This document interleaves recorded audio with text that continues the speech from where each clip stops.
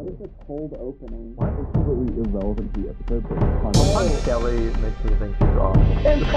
Yeah. Do you like Dungeons and Dragons? Well, we're Dragon Deez Dice, a comedy D&D 5e actual play show where a group of new players embark on a storyline within the homebrew world of Diz. I got that one out for you guys who didn't interrupt me. They didn't even tell us that they were I did interrupt you. We know they were John dropped because I Wayne think is it was angry. on purpose because they be natural. Look at researching hamburger helper. Researching hamburger helper is such a funny assortment of words. Hamburger. This is an actual play hamburger helper podcast. Hamburger. I forgot Cut that what word I was trying to type, and I wrote hamburger into the search bar and just hit enter. What came up? Nothing. So the group has gone through the devastated ruins of a town once known as Feldenstadt, revealed to be Pebble's home before Dragonborn invasion. Pebble used a new power to summon a holy steed, taking the form of a crystalline giant rhinoceros beetle she named Boulder. And after a battle with a wild treant grown from a magic bean, the group was then stopped by familiar bandits that wanted compensation for a change of plans and a job they were given, which in my opinion wasn't too uncalled for on their end, but... It really wasn't. Mherren jumped the gun by attacking, causing the bandit captain to set off a trap that killed the pity party's horse Barney. So fucking This, bad. of course, causing more tensions amongst the party, but you're all able to put it to the side long enough to do some awesome puzzles in the desert. Eventually... Don't forget, she did that when I was giving the guy the money. eventually... You know what? You would give him the money. I'm rich! Eventually leading you to where we pick up this episode. If you keep on like this. Well, no, it wasn't. then we the have fact more that they asked money. for more money. It was that they intentionally laid a trap out for us and then asked for money with the intention of blowing everything up if we didn't give them money. Oh my god. That was the reason. Oh my god. If it was a Malding, civil discussion malding. I'm of, just hey, saying, can if we they- have more if pay they for just- this They said, job give we us did?" money. No, it wasn't. Malding They had over to pay nothing. us money Chaos. if it didn't go their way. I'm just saying, Nothing. if they had called up beforehand, before stopping by, I would have had the money ready. I wouldn't have had Yeah, to throw I would have been the more than happy. lightning javelin through one of their chests. Well, Hey, either way, that pretty ended the Crinkle Gang, whatever they were called. Oh yeah, then I went over and slit one of their throats. Oh yeah, that happened too. But No witnesses. Yeah, it was poor risk assessment. It's fine. you're all able to put it to the side long enough to do puzzles in the desert, eventually leading you to where you picked up this episode, where you believe to be the resistance group of the Dawntrotters, their hideout. A woman with tan skin and a black pixie cut surrounded by small little sand cats greets you at the entrance. But what stands out the most is the contraption she wears that looks an awful lot like a downscaled version of the arcane device Balthazar found hidden in the walls of green clay and revealed to Mherren in a dream. She is currently asking Pebble for her telescope back that she had found in the desert, possibly meaning that she was spying on you all as you were figuring out the solutions to those puzzles. This woman is currently holding out her hand. Her hand has this golden metal sort of gauntlet that makes her fingers a bit like spiky and long. It's kind of like Balthazar's arcane armor found in green clay, except the gauntlet is much smaller and has these pointed claw finger pieces. The armor overall is smaller, more intricate.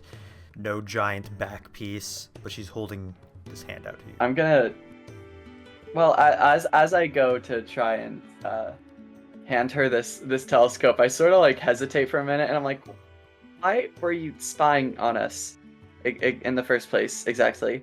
So you don't reach the telescope out all the way because you're hesitating, but she reaches further and just grabs it from you Uh-oh. and starts putting it in a little holder on her belt, and she says, "My name's Eloise. I'm the scout of the Dawntrotters. I was watching you all out in the desert to see how you were solving our steps to our hideout and assessing your skills, determining how worthy your group is to enter. Once we had a solid idea, I decided to let you through the Lugeri wall. Oh. Is that what that funky little machine of yours does? Looks down at the thing she's wearing and she says, sort of. Well, like I said, I'm the scout. I was watching you all. If there's a group passing by that we don't think we really want here, even if they get all the way to the end, we won't let them in. But you all seem promising, and we did receive a letter from Chaz that you'd be arriving, so... Gotcha. Okay. Do you have a nickname for him? Is his name like Chaswick or something? It's Chazamir. Chazamir, my bad. I literally looked at my notes before saying that. Yes, Chazamir was the head of operations in the capital. However, as you know, the bot's job, our leader let him go on a leave, so he's currently up in Queen's Nest on basically a holiday, visiting family. Good for him. Don't get me wrong, it is a punishment. We just felt he needed some time away, clear his mind. Hopefully he can come back soon. Is she like blocking our entrance? Is she like standing in the doorway? Well, you guys had gone down to sleep when this happens. You're still all on the floor currently. Oh. She's standing above you right now. Oh, so Sorry. We need to water our wizard. I was gonna say lizard, and I. This is not Water our what I wizard. Just when I look at Balthazar, is he kind of looking like a little bit dehydrated, kind of like an old person, and just kind of like shaking? Yeah, raisin. his facial features are Yeah, like like raisin. sunken in, like jawbones protruding, very gaunt face right now, like lips all chapped. I'm very caught off guard by the fact Well, that this woman's like standing over us after we woke up. I give her the telescope. Well, she takes the telescope, and then I sort of like scoot away a little bit, trying to stay back a little bit. I don't fully trust her. Can we come inside before this guy dissolves to dust? And I just point towards Balthazar. You guys are Yeah. technically inside. You're just in this sort of like entrance room area. Yeah, in fact, looking around, even like your carriage and stuff has been sent underground into this room. It seems to be basically just like a docking room for this like entrance into this hideout. That's kind of cool. All right. Is there room for our carriage? There's room for a carriage in this room. In fact, there you see other vehicles, methods to traverse the desert within this room. She has like a quizzical look on her face as she looks towards Balthazar, and Quizzical. she says, what's wrong with him? Is he sick? He's dying, turning into I a don't know. fish. He's turning into a fish. I think. I'm not really sure what's wrong with him, but He just looks like shit. I don't know. Damn. That's accurate, yeah. like more than usual. More than usual. Well, Fucking Jesus. yeah, get yourselves ready and composed. You can pack your things back up, and you can follow me down into the chambers below. All right. We can Yeah. say you guys just get ready, and put that stuff Brush back into my your teeth. carriage. Following her down these steps, you begin to get the smell of like old burnt incense, like incense that have been like dried out too long, and the scent they were meant to be totally isn't there, so it just kind of smells a little bit burnt. And as you enter this larger room down these stairs, you see that there's a few pots with these incense burning, and this room it's a large room. It almost looks like it could be a throne room. It has it's like limestone walls with some brass and golden accents. There's these large stone pillars with these large bowls that these incense sit in, that are burning. There's a statue of what appears to be a snake with long hair that kind of wraps around a large throne, but the throne is a bit cracked. There's some paperwork and books on the throne seat, almost like it's being used as a table, not really a throne to sit at. Behind this throne is a large statue of what appears to be a Ouroboros symbol. Oh. Approaching this throne, it kind of like goes around the throne. The throne is kind of like in the middle of it. Off the sides, you see openings to what appear to be other rooms, and this place it's populated with a bit of people doing various activities and work on paperwork, and there's a room where people are training on some dummies, things like that. The walls have a kind of wavy pattern on them. It looks like waves or sand dunes, but occasionally they'll end in like a snake head and continue off into another wave that's kind of like red dye on the limestone walls. It looks very similar to the other underground chamber you were in when you were headed here, like the one that you experienced the hourglass puzzle in, and a bit like the one with the Sphinx, except there's not a lot of plant life down here. Are we able to discern if there's like a reason for the incense other than the fact that we're just like in a musty underground area? I mean, it seems like these kind of bowls are meant for like logs to be put in, like big like bowls of fire, like they're kind of like what is it called, like a brazier. Yeah. Except they're just being used to put these incense in instead of that, with instead just like lantern light and torches on the wall instead of those. It seems to just be no use for them other than just like trying to give this place a bit of a better smell. Okay. I was it was essential to just asking, does the room look like it would smell bad? So I think I mean, that... it's underground, and it is the scent of the incense is kind of mixing with the mustiness of this being underground. It seems they're doing this to help that mustiness, but the incense possibly being like old and scavenged, maybe they're kind of stale a bit, so it's not totally helping. But, I see.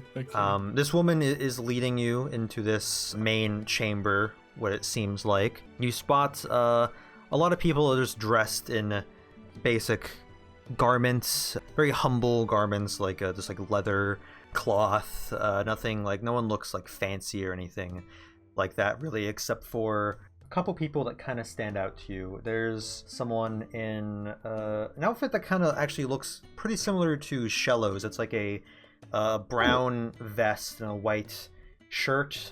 This person is a dragonborn, and they're tuning up what looks like a lute, sitting on like a stool.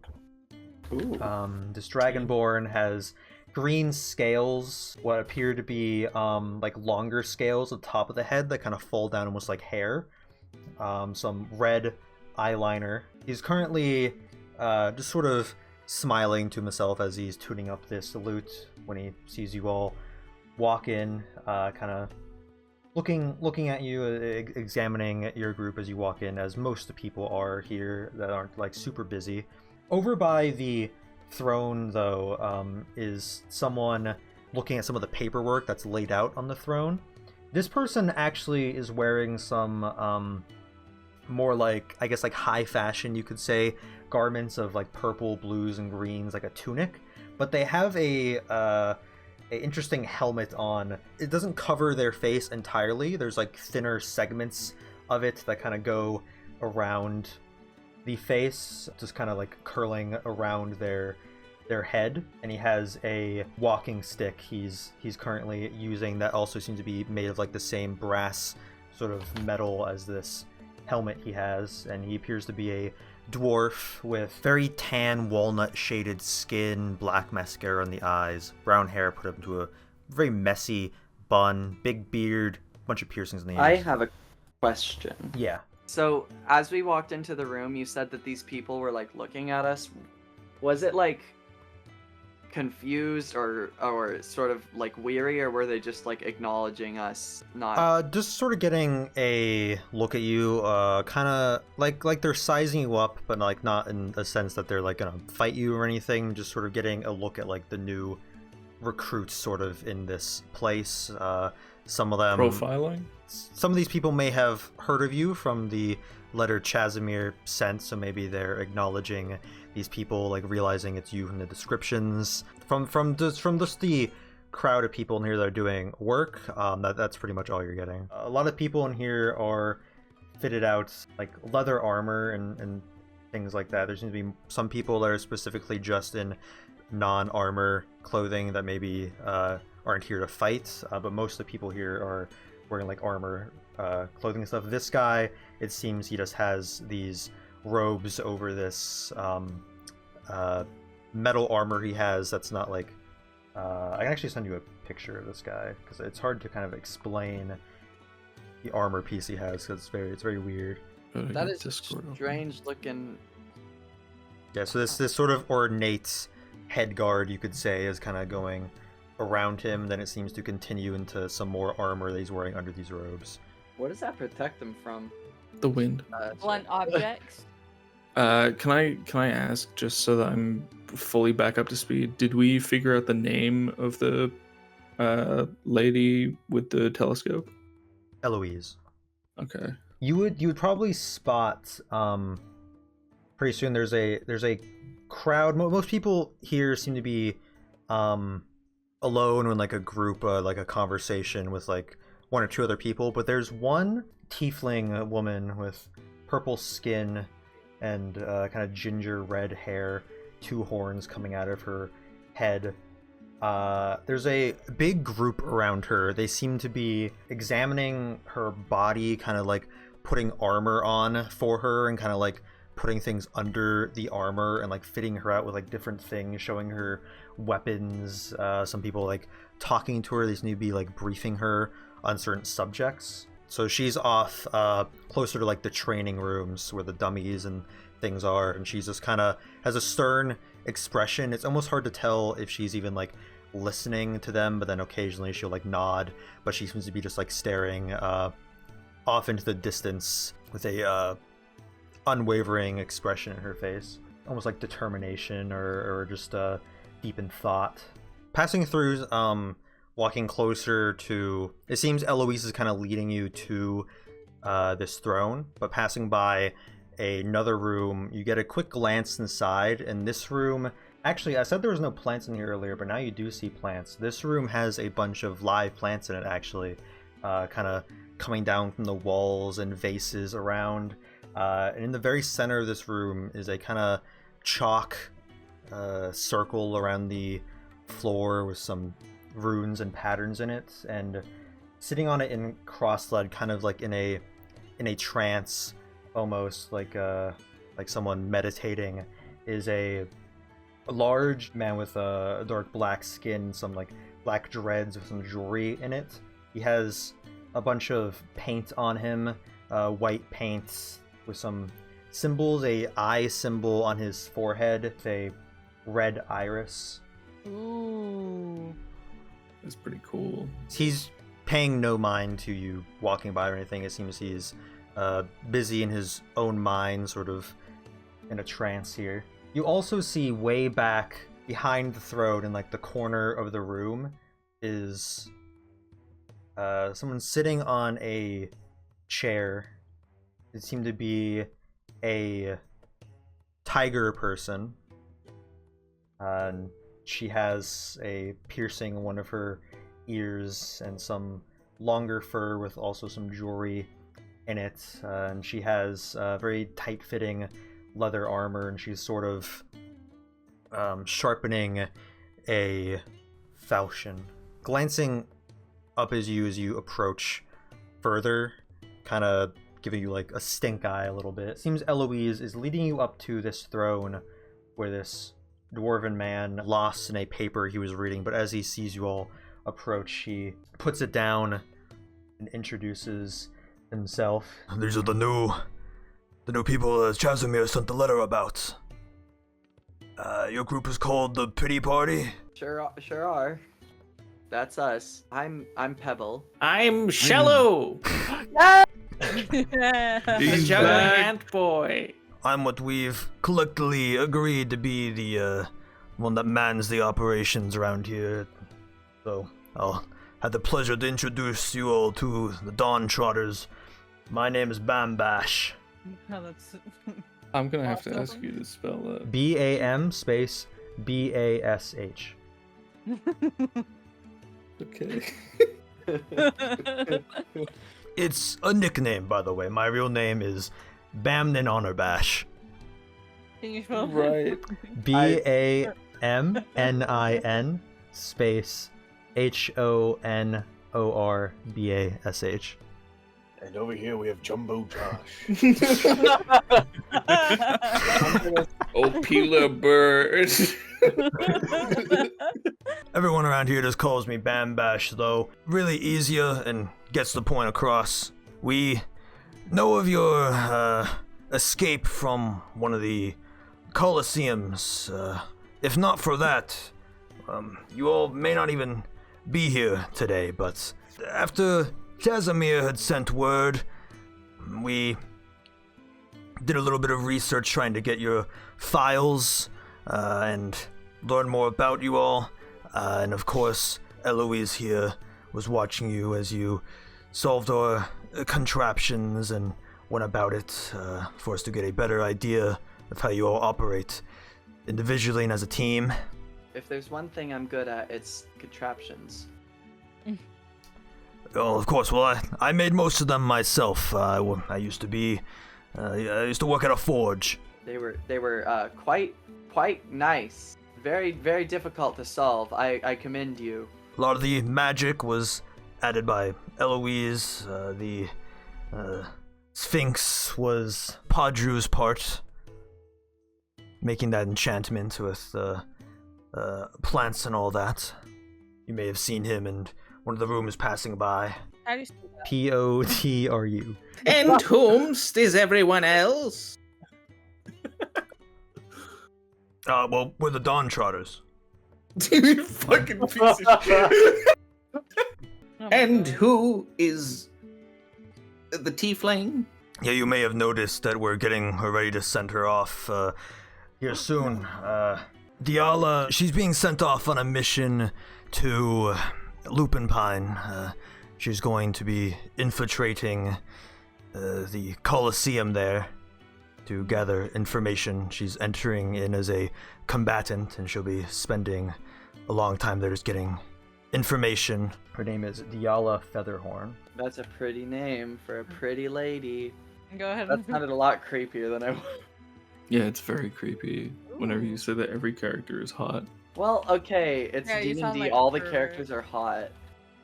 I get You're a gender bunch of envy from perverts. Dihala Featherhorn. Behind me is my personal guard. Her name's Chane Canion. That's a fucking awesome name. If you spell this in some fuck ass way, Oh. I swear to God. Oh yeah. No! CHANE CANION. That's not how these words Chain are with a spelled. K. Chain with an F. He kind of leans in closer, putting his hand up. Chane was a soldier from the Sweatland Halls. She worked as a bounty hunter for a number of years. She doesn't really like to talk about it, but I think it's pretty cool, so that's all you should know. Pretty fucking rad. Chane talks Chane in the about it. back kind of scoffs and like Okay, looks dude. back down, continue sharpening the blade and trying to noticeably no longer be paying attention to the conversation after he says that. No I like kidding. her. I do too. Oh, is she hot? She's a tiger. And Oh my. Okay. Well. And another one of us you may want to talk to is Myo Jhanjonir. He's a dragonborn up front. You can call him Myo for short, MYO. You may have some things that align between you two if our information is correct. And you, of course, met Eloise, Ephmoore, scout. she kind of does like a little sarcastic curtsy in her purple cloak. Last name was spelled Ephmoore. I like that one. I respect her. You get thighs. Well, before we talk business, I guess you could say, I'll let you all get settled, get to know everyone. Susan's off in the kitchen getting meals ready for all are hungry for breakfast. Allowed to have some? If you're in the Dawntrotters, of course you're allowed to eat. We're in, guys. We're in? Well, We're in. we'll talk about how in you guys are in a minute. For now, we're letting you guys into our abode, and Thank you. Eloise can show you the rooms you all can stay at, and we can convene in a little bit after breakfast.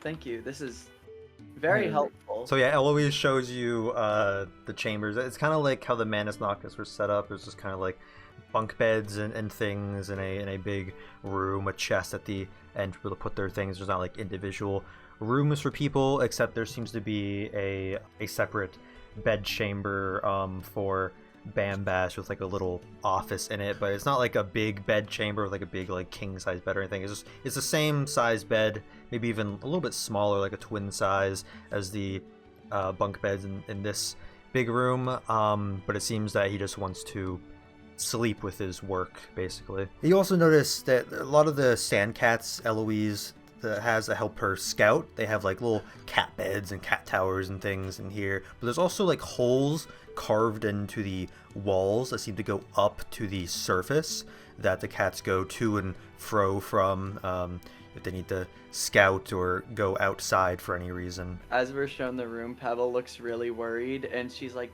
now, we're not gonna wake up to anyone, like, watching us in our sleep, are we? Nothing like that? What? No, none of us are weird like that, no. Thank God. Not again. Has that I happened just to you looked before? towards Shello. It happened at another place that we stayed at recently. It was quite unpleasant. Interesting. Well, I don't think there's all the scouting I've already did while you're out in the desert. I don't think there's any need But for me to watch already you while you watch sleep. us in our sleep, so you don't need to watch us in our sleep. Oh, are you She- talking about the fucking shadow creatures? She pauses and thinks for a Yes, second after you say that, and I it's was like, like, who's been watching us while we sleep? The shadow and the Manus Noctis. kind of tapping Yeah, her, I didn't. tapping her telescope. She's like, "Oh, I guess you do have a point. I guess I did kind of watch you as you slept, but that was different. I assume from what you're describing." Yeah, a little bit. Kind of. She looks uncomfortable. I yeah. want to talk to Chane. I think That's she's a- fucking sick. We should I think she'd stab me. we should probably talk to Myo first. I think we should too, because we were told to, and I'm a rule follower. I'm a sheep. I'm an ant. Bro, Okay, well, imagine. going over to where Mio is, it seems he's just now finishing tuning up his lute. He gives a little swipe of his fingers, plucking all the strings. Sounds a bit pleasant. He plays a few notes on it and then puts it in a little sling on his back as he sees you all approach, putting his hand up and waving with 3 fingers. He's like, "Oh, hello! You all, you're the pity party, right? I heard you were coming." It's nice to meet you. We were told that it would be worth our while to talk to you. Yeah. He reaches out his hand to shake your hand. I shake his hand. He shakes Pebble's hand, reaches out to Balthazar, puts his hand back, and is like, "All right, well, I'm Mio. Bambash, I assume already introduced." Balthazar, you dick. You're just like completely motionless. You look like a zombie. Yeah. Your arms are just hanging in I'm front pretty of you. out of it. I assume Bambash introduced me. I'm Mio. I'm sort of the bard of the group. Yeah, I see that loot of yours. It sounded pretty. You say you're the bard of the group? Yeah, well, that's what I wanted to talk to you about, actually. And now he starts walking as he talks, kind of going behind a little wooden, almost like mini bar with some glasses and stuff, and takes out like a shaker. Can I just like when we walk up to the bar, I just like pick Shello up so he can see him over the bar, so he doesn't freak out that he disappeared. Yeah. But as Myo is talking, he's taking out this shaker. He takes out some jars of what look like homemade syrups. There's one that's lilac, one that's blue. He puts those into a jigger, then into the shaker, cracks some ice into the shaker, pours some alcohol in there, starts shaking it up. It's kind of hard to hear him once he starts shaking this, but he continues. Do you want me to add the shaking sound effects? You don't need to. Okay. He says, I want you guys to be able to hear him. I don't want to add shaking. Oh. But just keep in mind that you guys have a hard time hearing him a little bit. Mm-hmm. I went to school with someone, his name was Gon. I think you know him? Oh, hey, yeah, we know him. He's a really nice guy. We went to the same university in the capital, and well, I went for music. He went for art. I assume you know his art. He draws very nice squares. We ran into him. He's actually the one who recommended we get in contact with the Dawntrotters. Oh, really? Has he mentioned me at all? Can't say he has, but to his defense, we were dealing with a lot at the time. His expression kind of instantly drops. He's very chipper and happy from that. He kind of did mention him. No, he didn't. Just to make him feel better, he definitely did mention him. And he even kind of like drops the shaker and kind of spills some of it on himself. And then at that, he kind of snaps out of it. And he's like, "Oh well, yeah, I'm sure he had his reasons, but no, we dropped out of college together because being in the capital, we're both not really from the capital. Just seeing how the royals lived and the people below them lived and how inadequate he was. He started doing street art. I started playing music on the street corner till I got kicked out of the capital. Kind of went our separate ways eventually, especially after he got arrested for his street art. But anyway, that's a whole nother thing. But I just wanted to see you people, since some of our people heard that you folks and Gon raided this building in the capital together. That sounds just crazy. Yeah, he was actually helping us out. We raided a building. They kidnapped some children. They held him captive there as well. We let him out on the way. Our capital unit, they had a file from some guards about the incident, and I mean that's most of the reason you guys are here, in addition to the breaking out of the Coliseum. Is just Bam Bash thinks of you folks pretty highly so far. Don't tell him I said that, because he doesn't really want you guys to know, but he does think you guys have done some pretty cool stuff that could be asset to us. So wait, you guys have been watching us all the way back from the Coliseum? No, Capital has a file on you guys, and we were able to get our hands on it. Okay. How much does that file say? I haven't seen it personally. That's up to Bam Bash and some of the others, like Eloise, but just has the basic information, like why some of you were in the prison or the Coliseum, some information gathered around that sort of thing. One of you being from the academy, one of you being from a church, one of you being a soldier, has some stuff about your fights in the Coliseum. From there, it says you guys escaped, but you had broken into this building in the capital and freed a bunch of other people from fighting in the capital Coliseum. So it kind of has some of your background information that they know, and then some of the stuff built on after that when they thought you guys became a threat. That was a lot. That was honestly more than I thought they had on us. But in fact, it only really has stuff on you four, not really anything about the brown-haired elven woman, besides her being spotted helping in the rescuing of those kids. Well, she's just fairly new to the team, but I see. That makes sense. See, Chazamir mentioned her, but we didn't really know who she was. But if she's with you, then she must be part of your team. Yeah. She's a good sword. We found her in a bar. Now we kind of just have her. That being said, please don't give her alcohol. No. As you say that, he's pouring out a cocktail and starts handing it out, and is like, "Oh, she's the only one who can hold her alcohol, dude." He's currently handing out for any takers a glass of, kind of like a large glass with lilac fluid inside, a large cube of ice, sprig of mint in it. Can I? Yo, I wanna make that. indicate like bigger glass or something. Alright, he like puts it back down, gets out the shaker again, and starts pouring things into the jigger, then putting it in and shaking it again.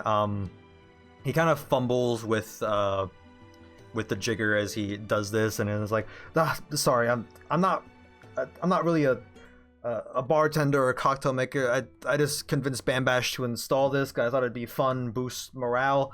I've just kind of been making fruity drinks that kind of mask that I'm not very good at this, and no one seems to mind. I mean, sure, yeah, you can go ahead. Can Sana just then go back there and just start making shit? Like she's like I'm looking like all like what they have, every like all the ingredients they got. And roll a d20 and add your proficiency bonus. That's 7.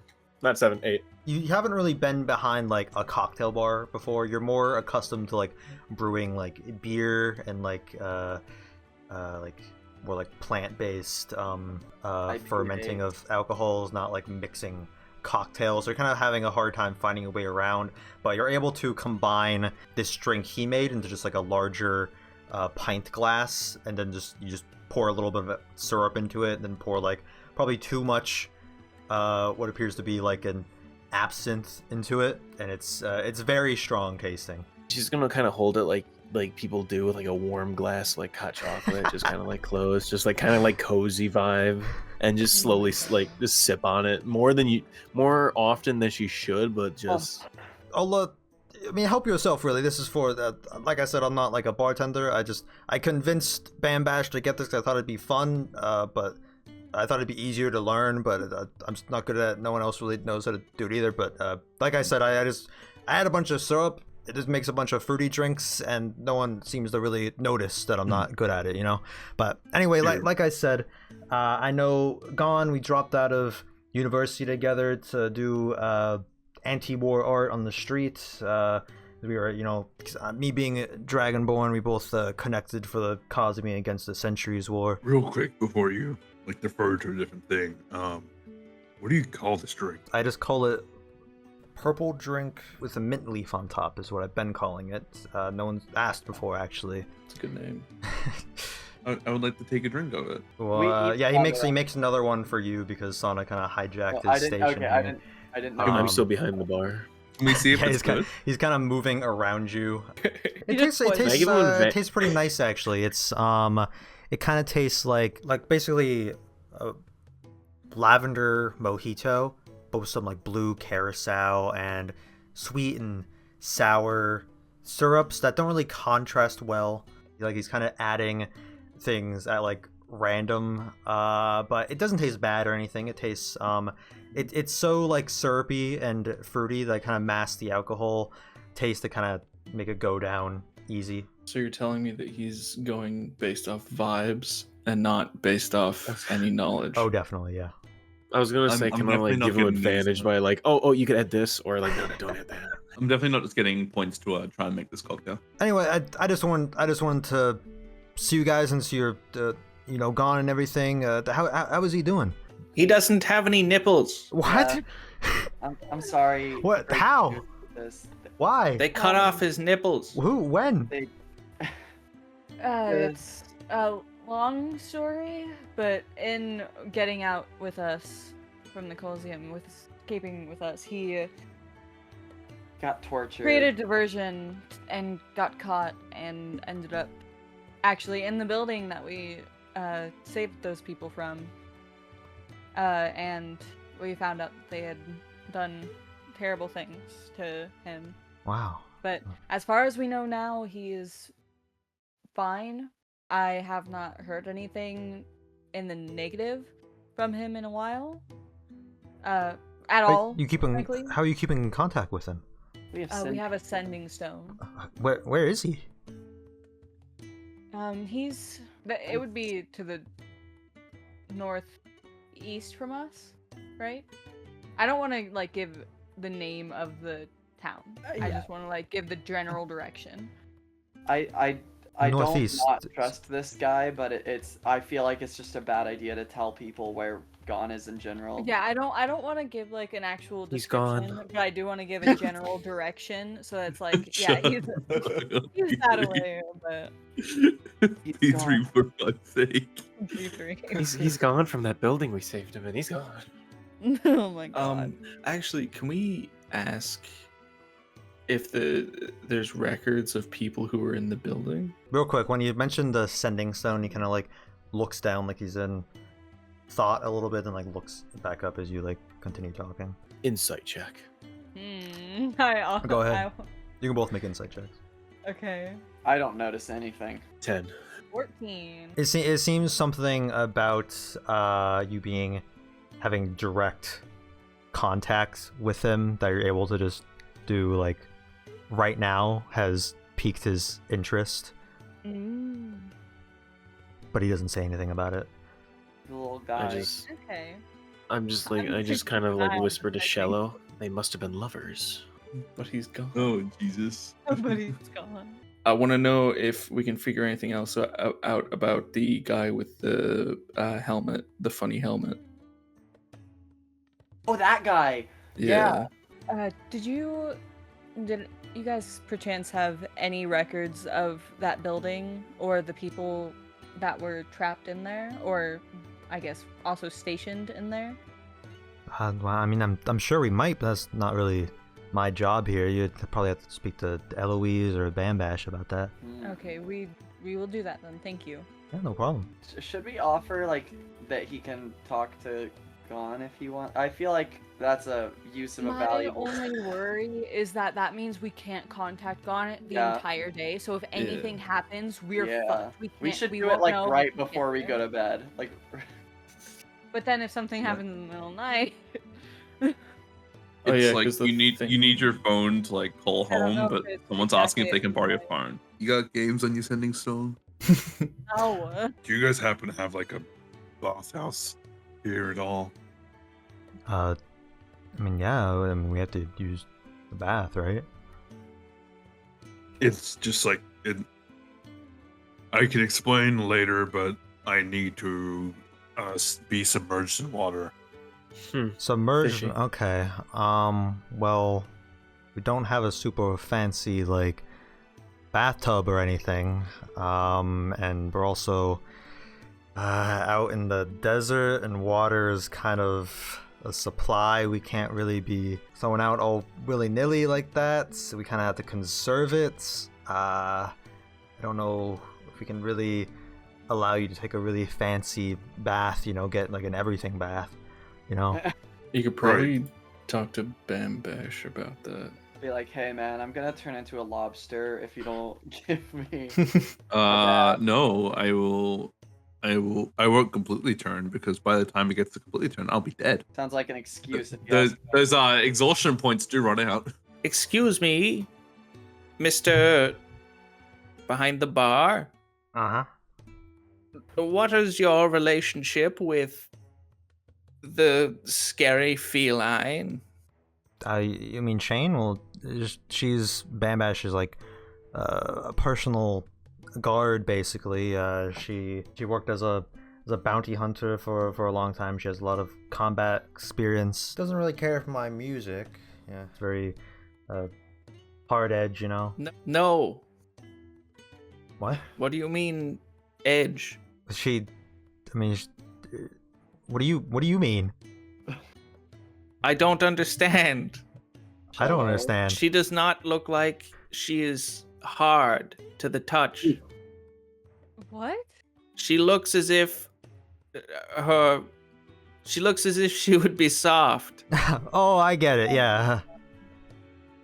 Just like looks at you like a I blank don't stare. get it. What do you mean she has a hard edge?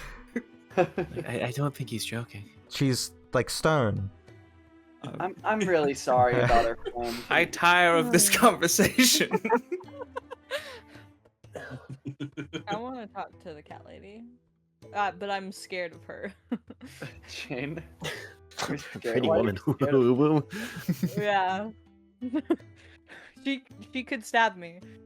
Would you not mind? I would not Mherren argue. wants that. No, I wouldn't argue because then she just stabbed me again. Then it's a whole nother problem. Blood gets everywhere. Don't worry about it, babe. I got rage. 2 heads? Okay. Oh no! Mingle around. I'm sure you have other things to talk about. Everyone else, let me know if you need another drink or anything. Yeah, He's, it like, was cleaning some really nice glasses. meeting Mherren you. waves at him. Oh, I will.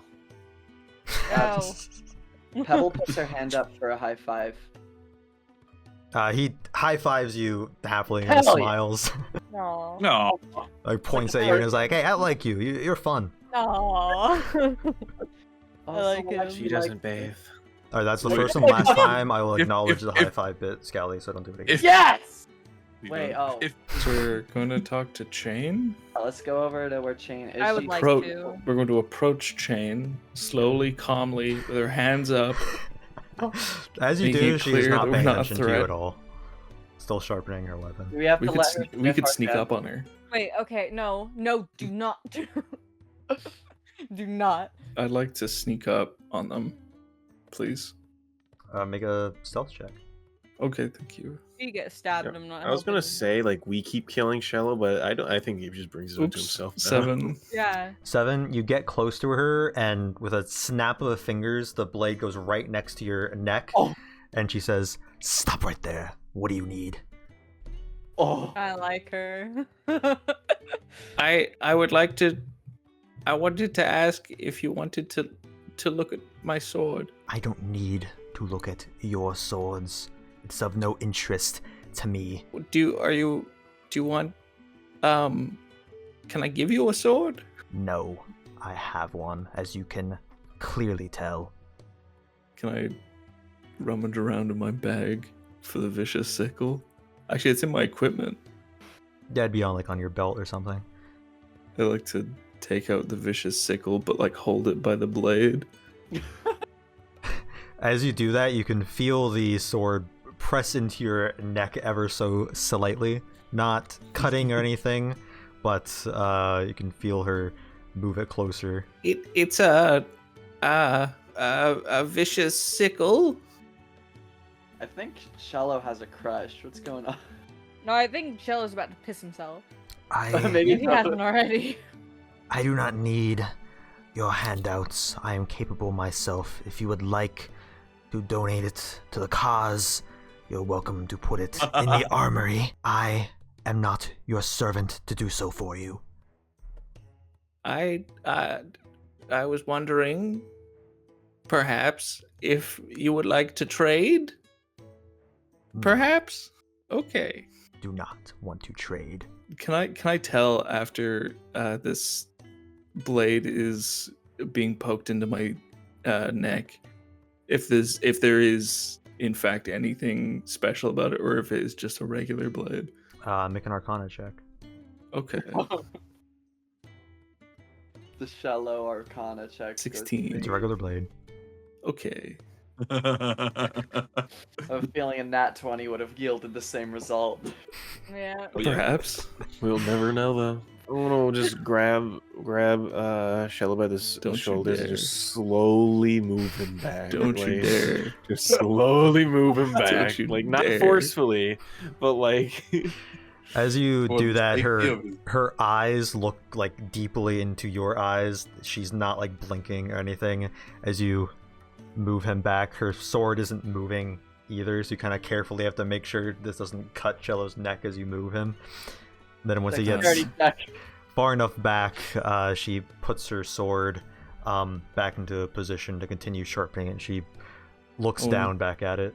I want to wave. Oh, okay. I was gonna wave with like the sickle, like the hand that's holding the sickle, just to be like, bye bye. Some of the others may be accepting to fast, but I still have my eye on all of you. But you're looking down. Oh my god. Okay. He's Mherren's gonna just get gonna us pick all. up Shello now.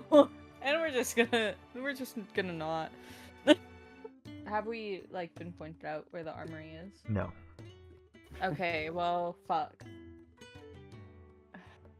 I don't want to go back and ask her. In fact, You even can ask in the anyone rooms, else. you haven't seen one. All you saw was a training room, which seemed to have some stands, some weapons on them, but not really what would come to mind for like an armory. Should we go back to Eloise?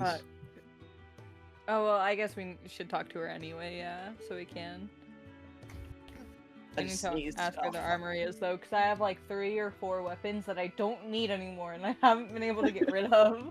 Should probably ask Bambash what our standing is here, because it seems like everyone's very accepting of us, but also that could mean that they are expecting us to do something for them.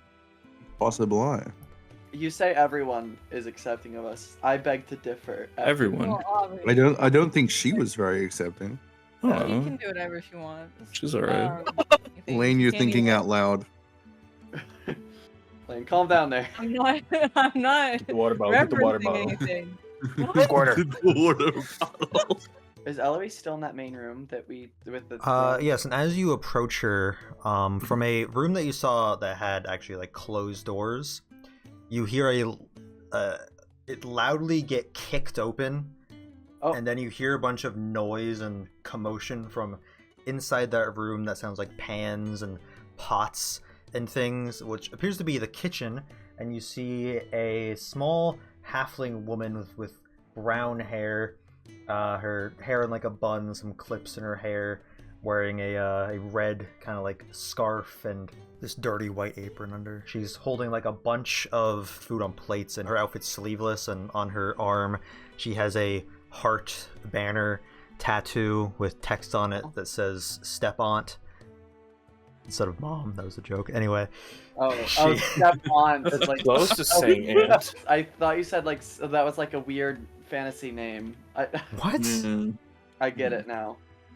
Thank you. She yells out, "Alright everyone, breakfast served!" Let's go. And most of the people that are doing stuff, like seem to be working on things, suddenly just stop and head back through into this room that's kind of like a kitchen area, but also sort of a mess hall. As everyone's sitting down, she's very intently and like has a serious look on her face as she like throws plates of food onto these tables in front of people as they sit down. The food is a lot of like meats, like ham, turkey, large sections of it that people are like cutting off as they like grab their plate and like sit down at the tables. Also some vegetables, some of them you saw in that same person's room. It seems he has a hand in growing those. There's like eggplants and cabbages, and then there's some other food that's more like mess hall style, like slop looking, that most people seem to be like avoiding, going for like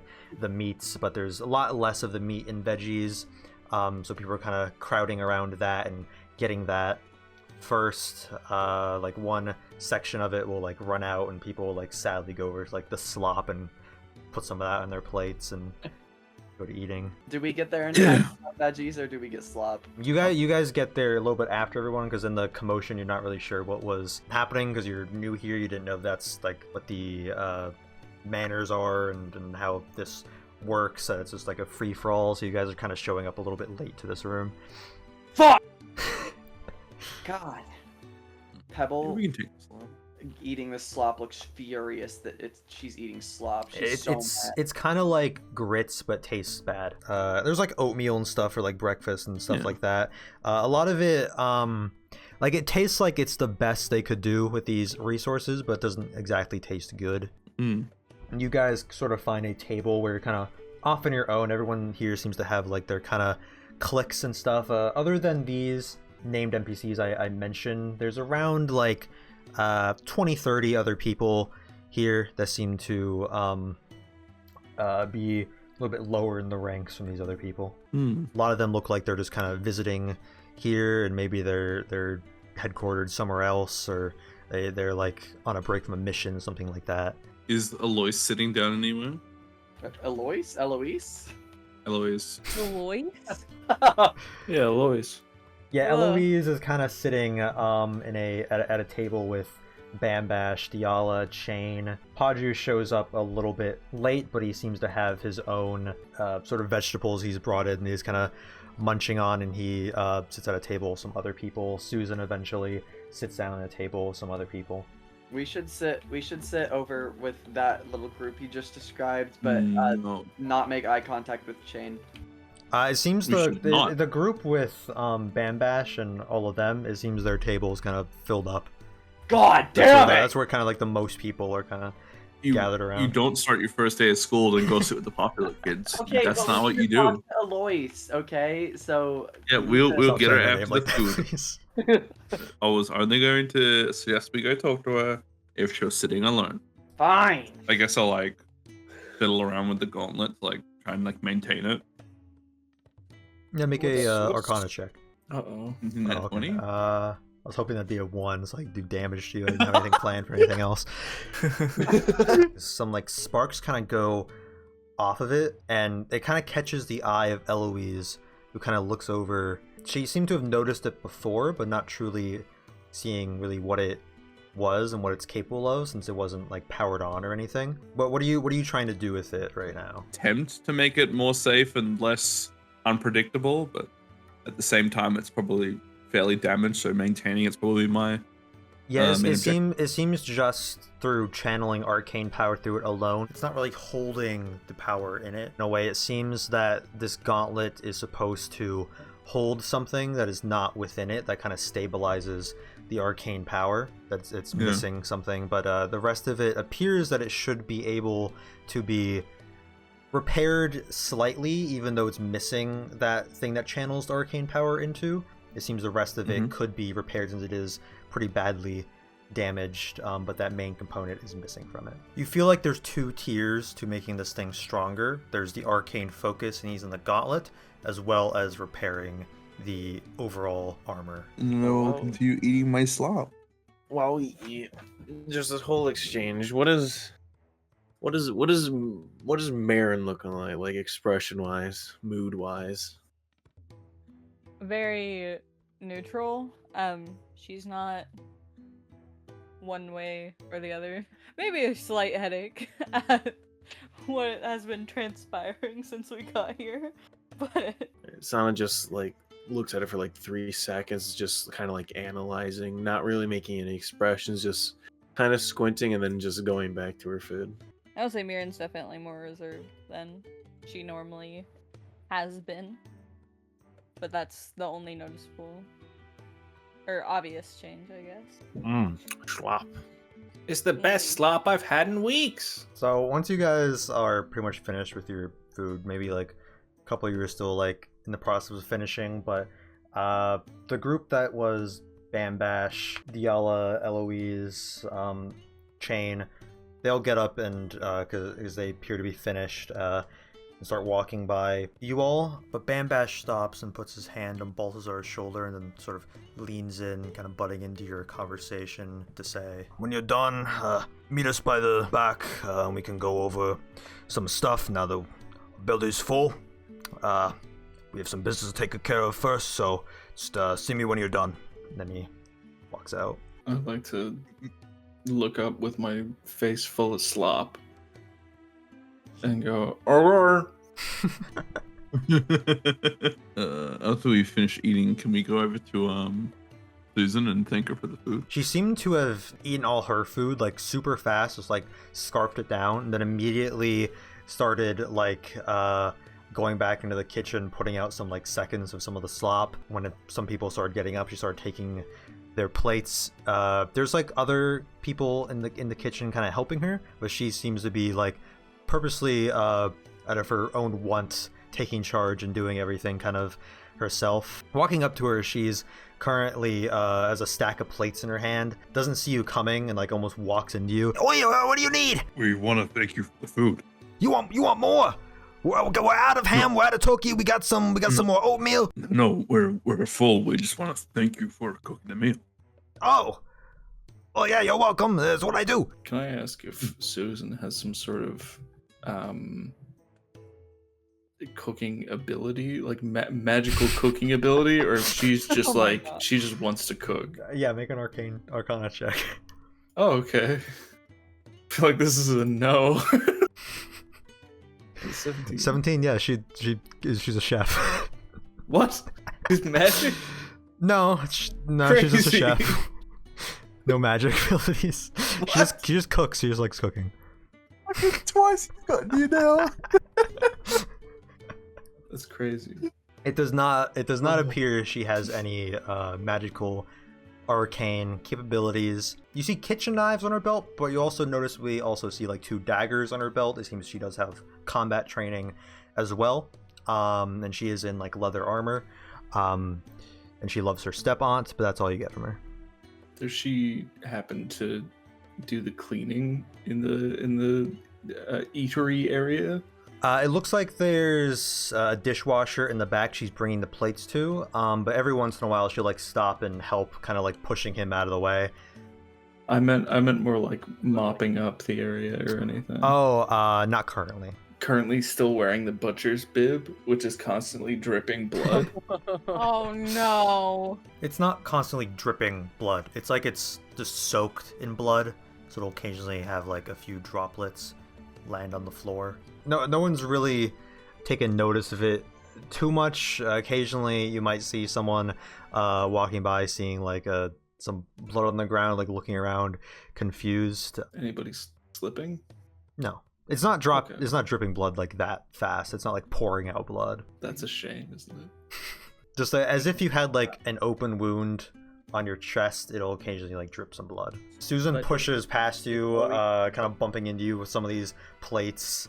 A couple of them kind of drop onto the floor. They seem to not be like porcelain or anything. They're just kind of like, some are like wood, some are like other material that doesn't like break and shatter as it hits the ground, but she seems to not pay any mind, just keep going, speed walking past you into the kitchen. Okay, I take one then. I assumed that Eloise was with Bambash, so if we go and see one, we also see the other. But I guess we go to the back where he told us to meet him. Well, I mean, walking out of the kitchen, you see that Bambash is kind of over by the throne, kind of like standing like a little bit behind it, like looking at some stuff. Eloise is not with him. She's over by where Dihala is. It seems they've gone back to putting some final armor pieces onto her, getting her ready. Eloise is kind of standing over there with her chain back in the corner, not sharpening the blade anymore, just kind of holding it as it's like stabbed like into the ground and just sort of scanning the room, keeping watch and everything. Yeah, as I walk up to Bambash, I'm gonna say, "Hey,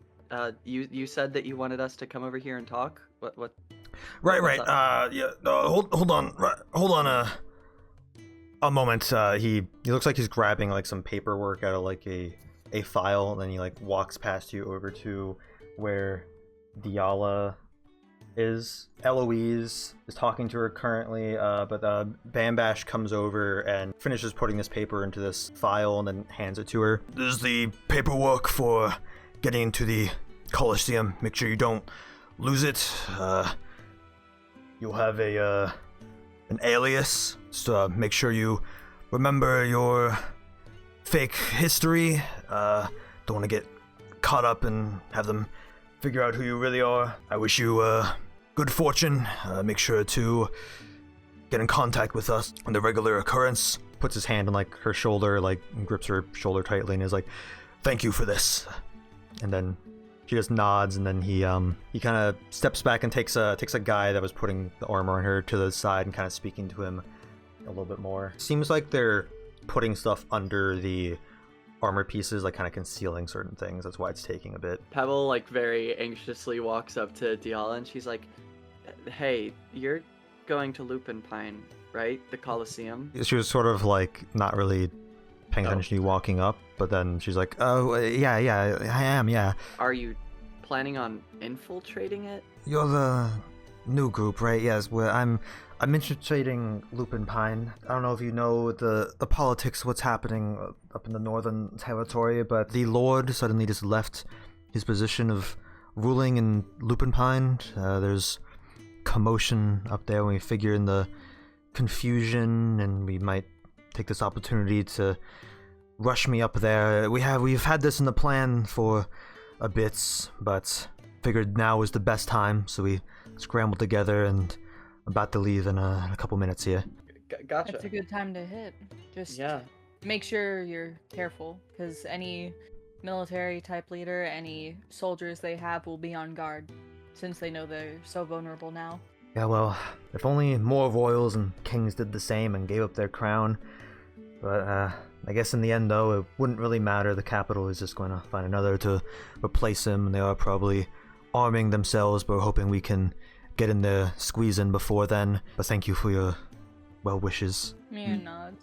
Our group, we thought it might be worthwhile to tell you, we're planning on attempting to take down multiple of the Coliseums, if not all of them, and any help we can give, we're willing to try and help. And she sort of backs off a little bit. She's sort of like nodding as you say this, kind of like thinking, studying your face, focusing on your words, and then seems to take a moment to think what she's going to say. And she says, "Interesting. Okay.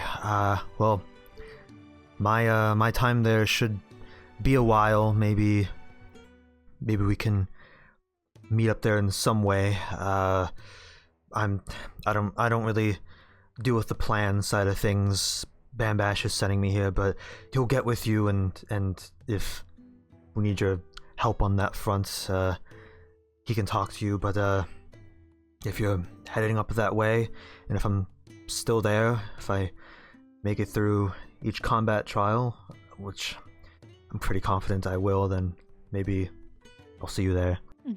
Bambash seems to have finished up his like briefing of information with one of these people, and they put a final shoulder pad on. Since Shello would be the only one he can really do this with, he kind of takes Shello by the shoulder and is like, "All right, well, come with me. I'll brief you on everything that's going down. If you have any questions, we can talk about it. We can meet in the planning room."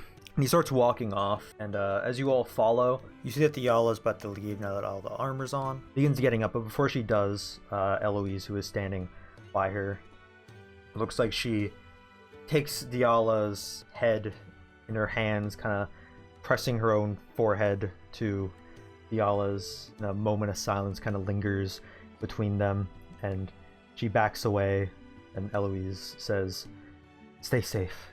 And then Dihala responds, "Don't worry, I'm not scared of dying, just what comes after." And then Dihala gets up and escorted out of the area back into that entrance room you all came in with these people.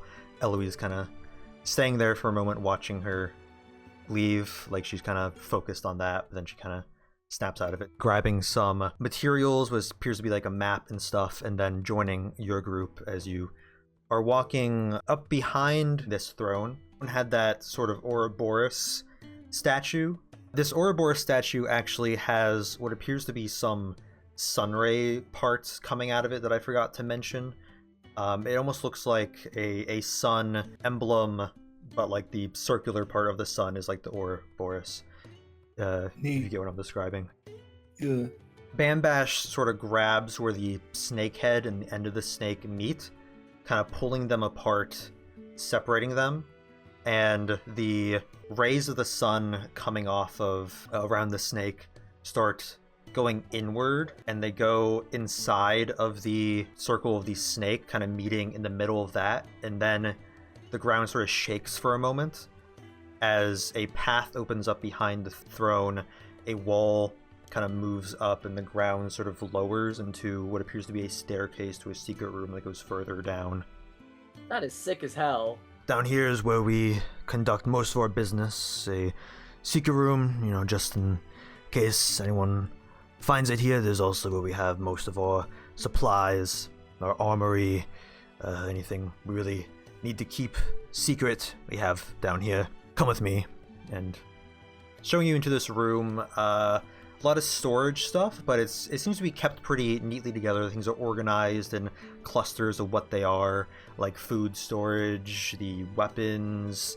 But in the middle of the whole room is a long table with a lot of chairs around. It seems to be enough chairs to fit all the people in here. Like maybe more if like other groups of Dawntrotters meet up here. And this table is basically just a long rectangular slab of stone, kind of uneven, bumpy surface. And there's some pillars that line this long kind of room.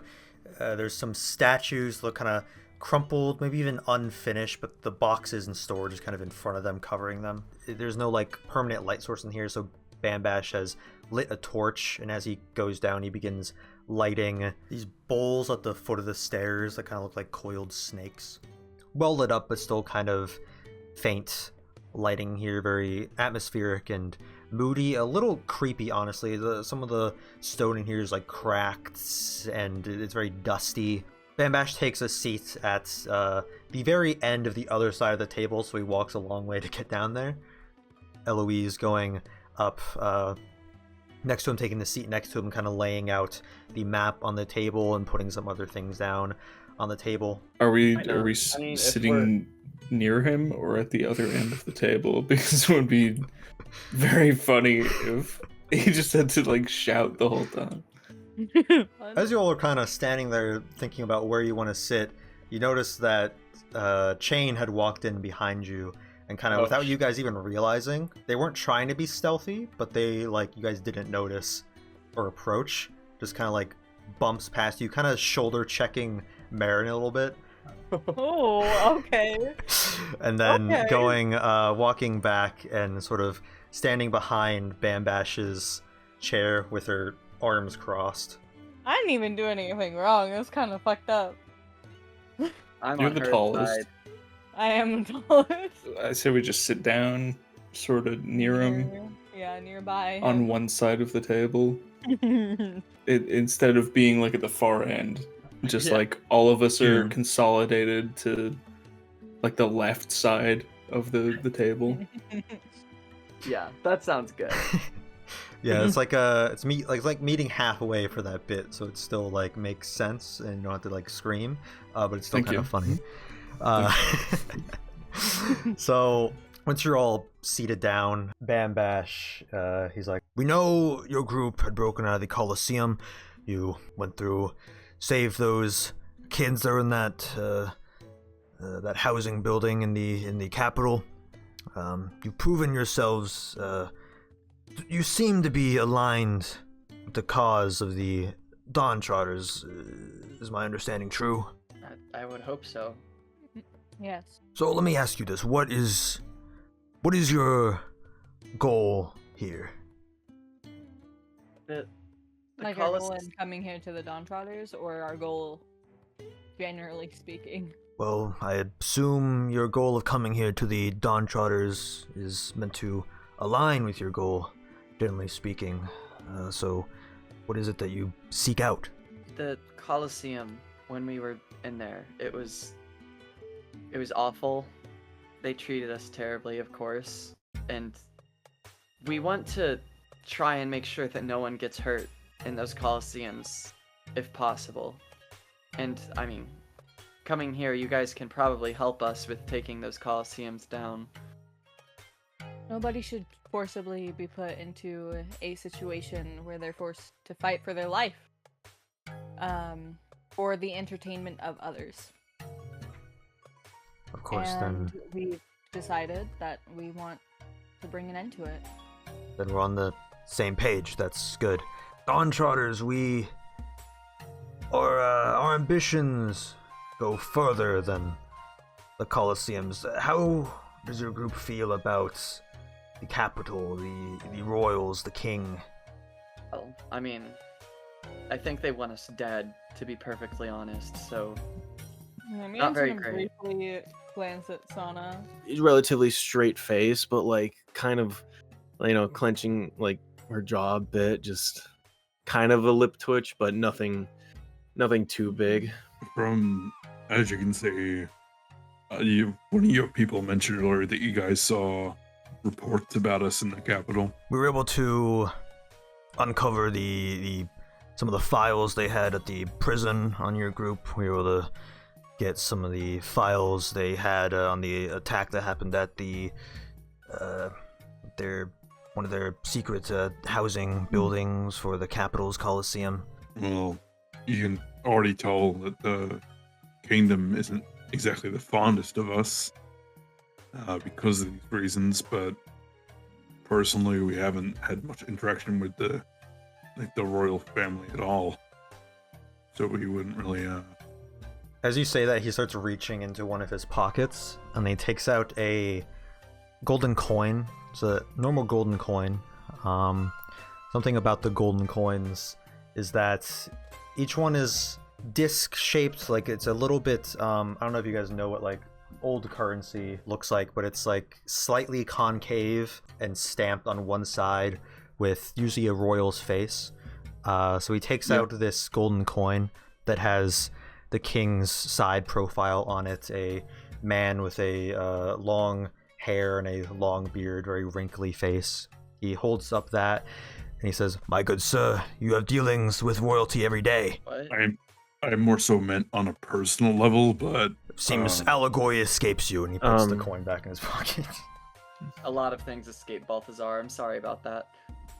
obviously, if it is the king's doing for everything, including the Coliseums, obviously we're not exactly happy with them. But until we can't really just like do what's going on with the proposed marriage in the royal family at the moment. We're not sure who is instigating at the Coliseums. We don't know if it's the king or his was soon to be bride who's marrying into the royal family. Well, I can Obviously, the Coliseum. tell you for a fact the king rules the continent, the king controls the Coliseums. King has a financial advisor named Lyra who manages the Coliseums along with Dupe on a more day-to-day level, but anything the capital is in control of, the king is in control of by extension. Pebble very, very clearly tenses up at the mention of Lyra. No. You got no poker face. No, Yeah. absolutely not. What do you... No. That being said, why may you ask? Well, you know of our botched plan with the necklace. Chazimir informed us in our letter that you were the ones that found the necklace, so... Certainly found. I was almost the one to get fucking decapitated. So you know that our goals extend further from the Coliseum. We are not fond of the royals, most of the royals in this land. We thought taking out the queen may have led us to possibly even taking out the king, which probably the grandest of goals, making sure there's no king, no royals, just people governing themselves, no one to put others in the Coliseums, no one to wage wars and kill others.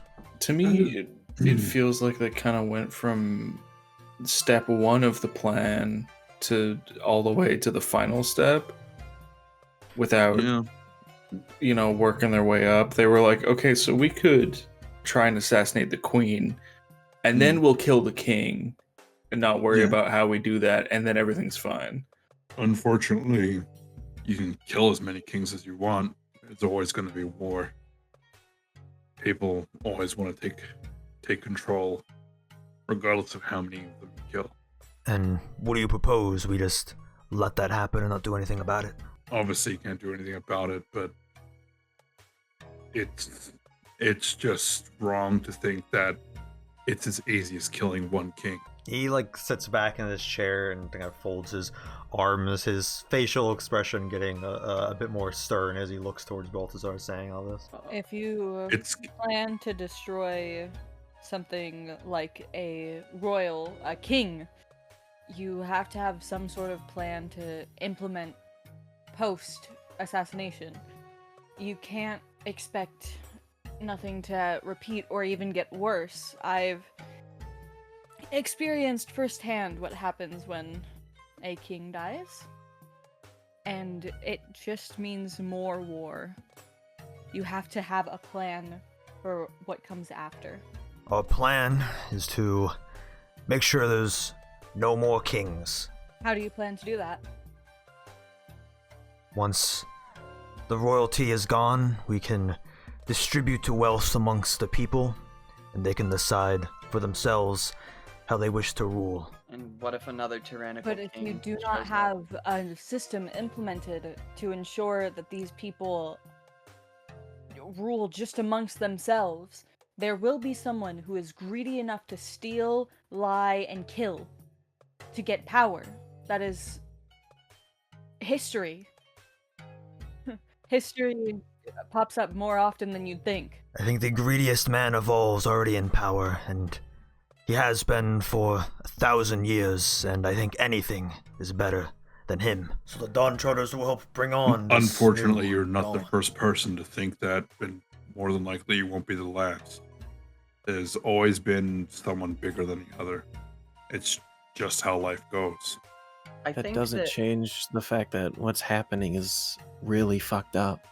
I think that this is gonna sound bad, but I think that killing the king is a good first step. I agree that there needs to be some sort of protocol afterwards, but I mean, don't think it can be the first step. I think It's you need to start with figuring out first a system to implement to ensure that the people stay in power and not whatever tyrannical asshole comes through next. But then, of course, the step would be either finding a way to get the king out of power or killing him. But you can't do that without a plan for afterwards. Any person will happily take the chance, that brief vulnerability. They will take the chance to hurt people, to gain more for themselves. It's something you see surprisingly often. Can I turn to Pebble and Yeah, what up?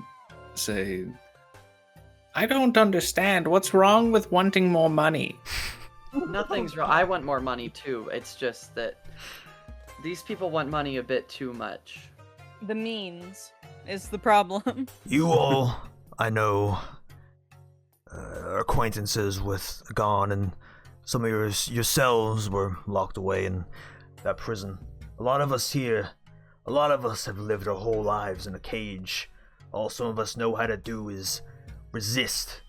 All the people of Deezland, they're victims to this, even if they don't know it or don't realize it.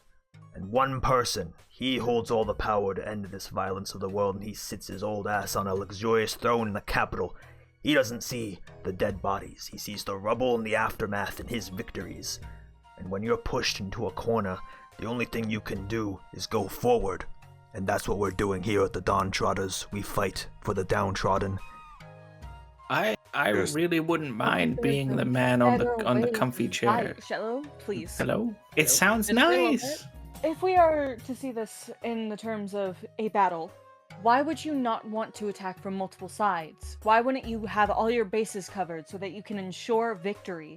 Because right now, with what I'm hearing, with just the plan to kill the king, it's going to cause another war.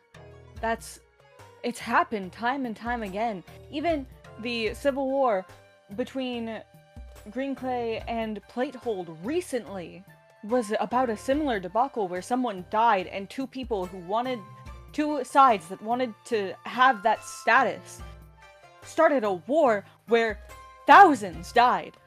You have to have a plan. You have to attack from multiple sides. Of course, it's important to not be backed into a corner. You have to fight back. And I'm not saying that you shouldn't. I'm just saying you have to protect yourself and the people if you are going to fight for yourself and the people. Because you are going to put yourselves in a very vulnerable, dangerous spot if you do not. Do you think we don't have plans we're coming up with? It's not like we're going right up to the king and just attacking him. We've sending someone out to a Coliseum to infiltrate as we speak. We are attacking from multiple fronts, getting information, but when we see an opportunity arises, we have to go for it. I am discussing the bigger picture, the end goal of all our plans. Our chapter in the capital lies in wait for when this opportunity arises and when the Dawntrotters can take control. The problem isn't just the attack. The problem is that you need to have that system secured for after this king is gone. If you truly want to be the land's ruled by the people and not by the singular minority of powerful people, then you need to have the easiest way for that to be done is having multiple areas all have one person council. Someone who can represent each area to understand what's best for the land. Well, Is that not what the King's Tetrarchs are doing? Is that not what the necessarily. Caecilian dynasty does? No. What they're doing is the singular person who's in charge chooses those people. That's not the people's choice. And as I said, the Dawntrotters will let the people choose. I thought this meeting would be more beneficial than this. You seem to think we have no plans for what we do after we attack the king. I think the short-term goal, we all have the same end goal here. I agree with Sana. We all really They want the same thing, even if it's maybe a little bit different in how we get it. We can help each other out where we can, but we don't have to fully agree on the end means at the moment. Excuse me, Mr. Bash. Yes. Once the man in the large comfy chair is gone, what happens with his chair and his possessions? Like I said, the possessions, the wealth, will be distributed amongst the people, and us, the Dawntrotters, we don't need a throne to help the people. One kick it to the last side. question: Who does everyone get the same amount of his possessions? His that gold? would be ideal. What about if someone, perhaps an ant, perhaps not, Oh God. desired more than what they were owed? When the Dawntrotters, when we get to the point that we're able to take the capital, God's willing, we need to have a way in place where there's not people who get more gold than others. Do you understand, Ant? That would lead to more kings. I'm not sure I follow. A mass amount of wealth is not something a single person can have. That's what leads to the debauchery of the world. So, what you are saying is there is only one of these kings currently? There is the king in the capital that controls the continent, and he has set up lords to have their duchies of the land, tetrarchs of other kingdoms like Green Clay and Lupin Pine, but our goal would be to take out these other places in their royalty, to also take out the king. Maybe by taking out the king, the others will be easier to get at, or taking out the others, the king will be easier to get out. Whoever opportunity provides, we will follow, and then the Dawntrotters can manage the people to govern themselves. Yeah, but doesn't that just make them Yes. like royalty? It's hypocritical. Not exactly. Yes and no, I think. It's not, like I mean- like is our politicians royalty? You know? No, because from what he's saying, it's similar to communism, except without I think the they're ruling just. I class. think they're doing a Robin Hood, taking from the rich, giving to the poor. Yeah. I But think then what that's all about the that's rich? really going on here. No, the rich are bad. Rich are stinky. Donna equals stinky. Rich people. He's noticing that he's not really like getting to you all.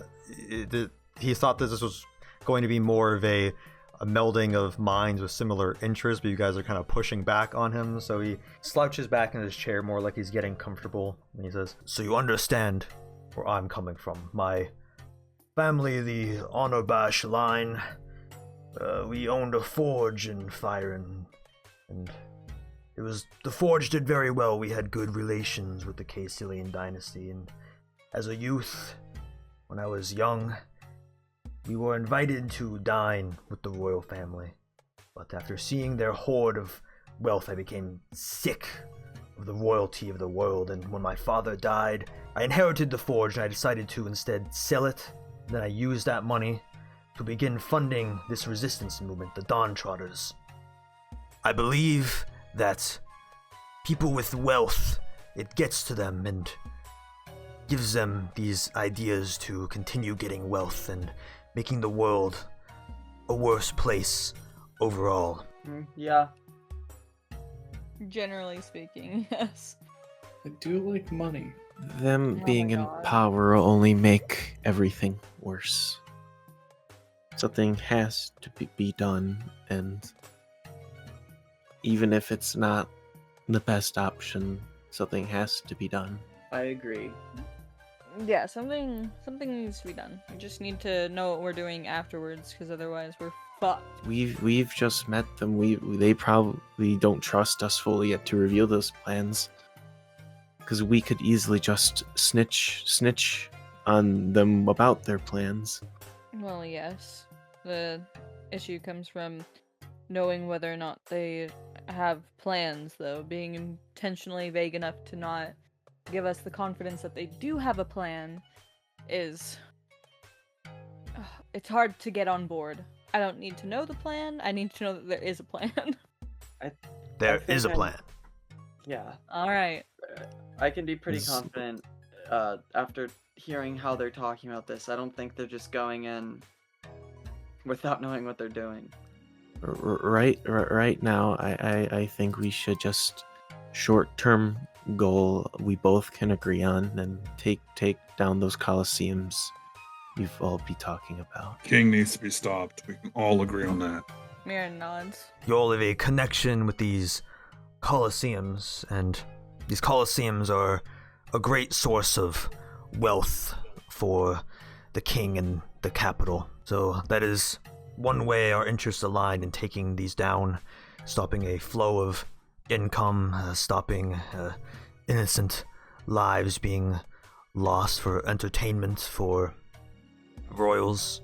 There is, of course, the Coliseum you escaped from in Krusty Bay, as well as the one we are sending Dihala to Dihala. for information so we know more about Lupin Pine and what's happening with the Lord there.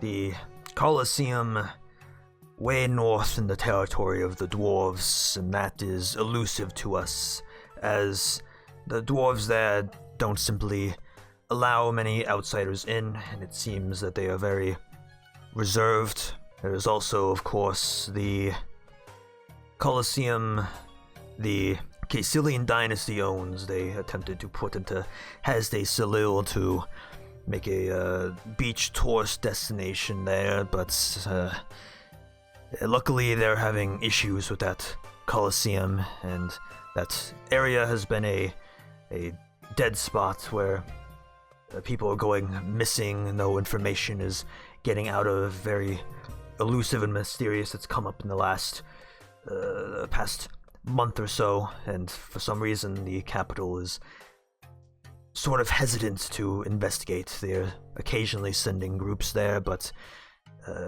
most of the time they don't make it back, or if they do come back, they don't reach anything fully and don't have any useful information that we can gather from it. Hasde Salil is the first place we plan on going. Well, the first Coliseum we plan on. Could make sense. Get the Coliseum there while this is going on, but it could be dangerous. It also was never completed, so it wouldn't hurt the capital as much as the other Coliseums, where it is a good place to start. We could learn more of the construction there, how the other Coliseums operate, from getting a look at the insides and seeing it gutted before it's finished in construction. Exactly. So out of That's character, just it's what I reasonable was to thinking. assume that we could get to Hasde Salil before the tiefling woman, I forget how to say her name, could get to Lupin Pine. Lupin It's reasonable Pine. to assume that we could get there before she would get there. If you went straight to Hasday Salil, you could probably get there before her. Yes. Lupin Pine would be a few days travel, like 3-4 days, maybe even more. Hasday Salil, going straight there would only be about a day, maybe more. I'm thinking, even if it's like a lower tier thing, it would catch enough attention that it would seem like a small blow, but paired with that larger blow immediately afterwards could generate some concern. Well, isn't she going to be in Lupin Pine for a while before she really does anything? Isn't that her plan? Yeah, I mean, she's planning on working her way up through it, right? Yeah. But I mean, that wouldn't take very long, because we haven't even been exploring for, what, a month? True. It would still be almost immediately afterwards, in the sense of, like, you know, war, all that shit. It would be relatively soon. Like, it would be almost immediately after. The idea of going to Hasday Salil while it's being constructed,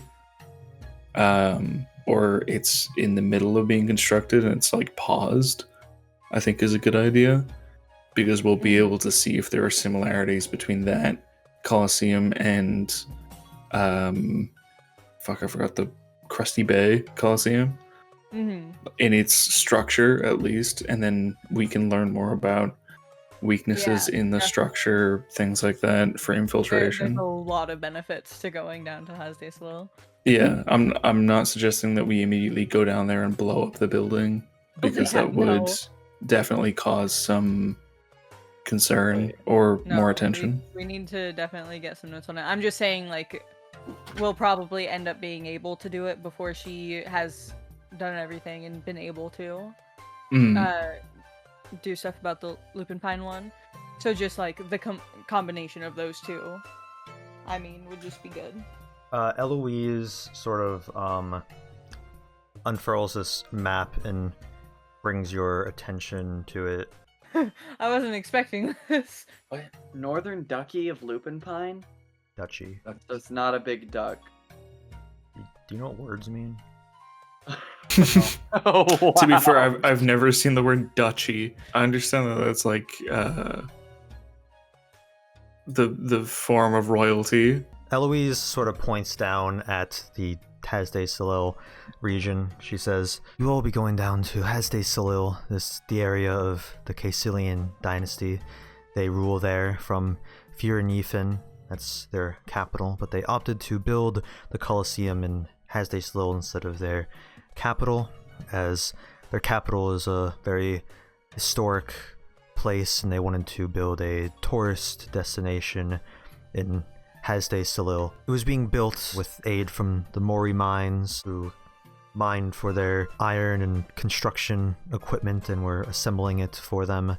It just went dark there. No one's really sure what happened, so you'd be going into unknown territory down there." How come Muscle Strong is in there? Or is that just like a kind of like a bandit outpost, but just orcs? They technically own the land, but they don't govern Muscle Strong or anything. So yeah, it'd be similar to a bandit outpost. You are aware of the state of these Coliseums, correct? We have varying information on each, but we have general knowledge on each of them. Do you know what the current situation is in Crusty Bay? We know that you killed the warden there, so that's good. However, the warden was in the capital because he needed to speak to Lyra, King, and Dupe on a matter happening at Crusty Bay, as it was overtaken by a inmate there that has sort of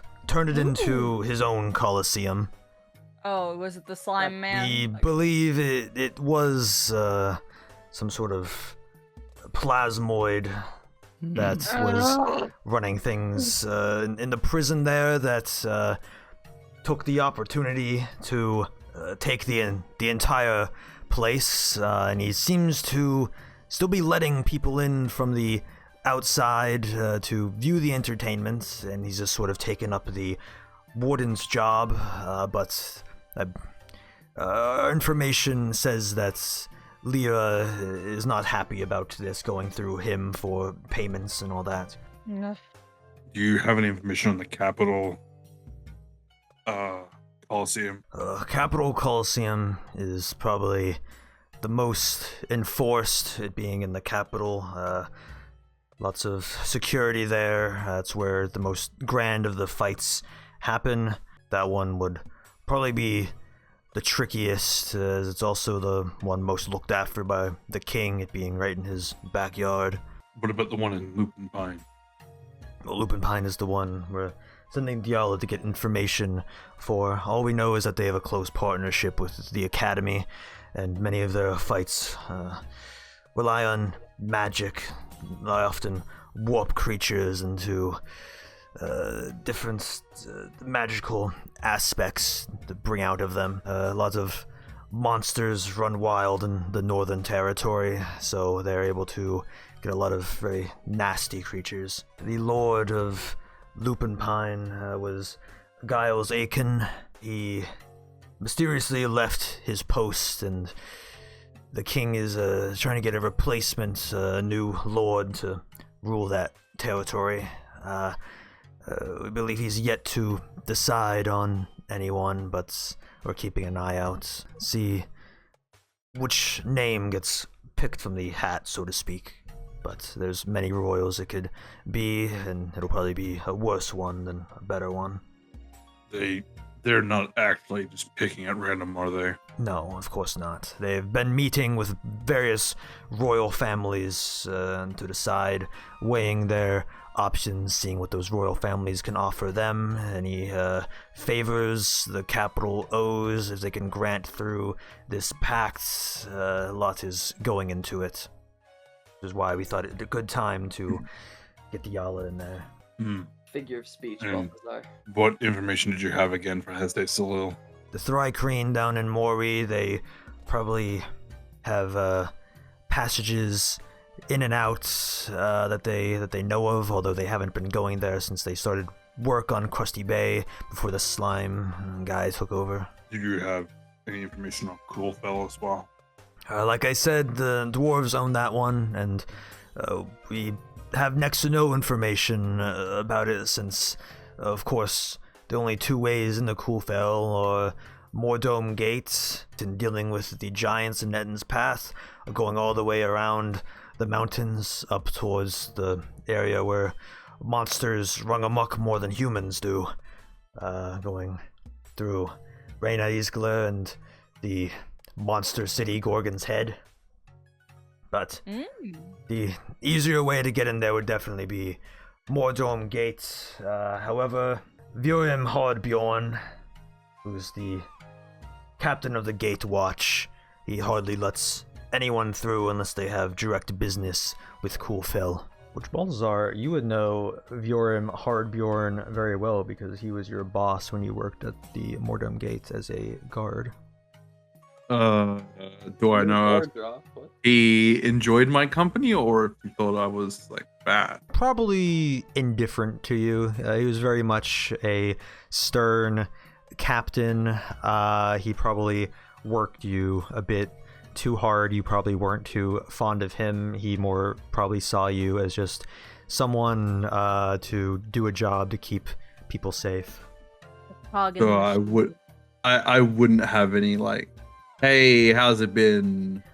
You would probably have a better in with him than anyone at the Dawntrotters, as far as you know of, or just like a normal person. You could probably arrange a meeting with him. However, last you saw of him would have been when your wife died due to a giant getting through the Moordome Gate while you were guarding it. So it could be some tensions there that you're unsure of at the moment. This guy is a dwarf. He's around 230 years old. So around like middle-aged for a dwarf. He has white hair and a hammer that he uses to conduct like electricity through, that you know of from him using it to take down many giants in his days. It's Veorym His last name is Hardbjorn. Jesus, I didn't know that Balthazar was gonna live to like fucking 500. That's crazy. It's so funny that you guys make You, dwarf jokes when he's literally from the dwarf region without you guys You, realizing that. Just a dwarf with a hammer that shoots lightning and kills giants. Pebble is so lucky. I don't want to cast a spell that's going to be actually wounding right now because I would do it. And the old lord of Lupinpine was named Giles Acon, just spelled Giles, the regular name. His last name is Acon. Name. Would there have been anyone on the guard, like anyone that I would have worked with when I was doing the guard's watch, I would like have a good rapport with, who may be able to help us get past? You'd be on good terms with someone, although you probably wouldn't have spoken to them since you started attending the academy. But there probably would be a person or a group of people there that you were like friends with that you'd usually like share like a watch with, things like that. Do you have any information on the Castilian dynasty? Spent most of my years here, living under their shadow. What specifically do you need to know about them? Do you know if they, obviously, what in regards if they're in favor to the kingdom, if they're sort of against it, if they're on the fence? Their relationship with the capital, not as great as the capital's relationship with, say, Green Clay or Lupinpine. There's some tension there, but they get along, and the Castilian dynasty recognizes that the king is above them, but the king mostly stays out of their territory, them secluded on the other side of these mountains. This Castilian dynasty, the leaders of it, what exactly would be their names and titles, if you would be so obliged? How many do you want to know? Oh Christ!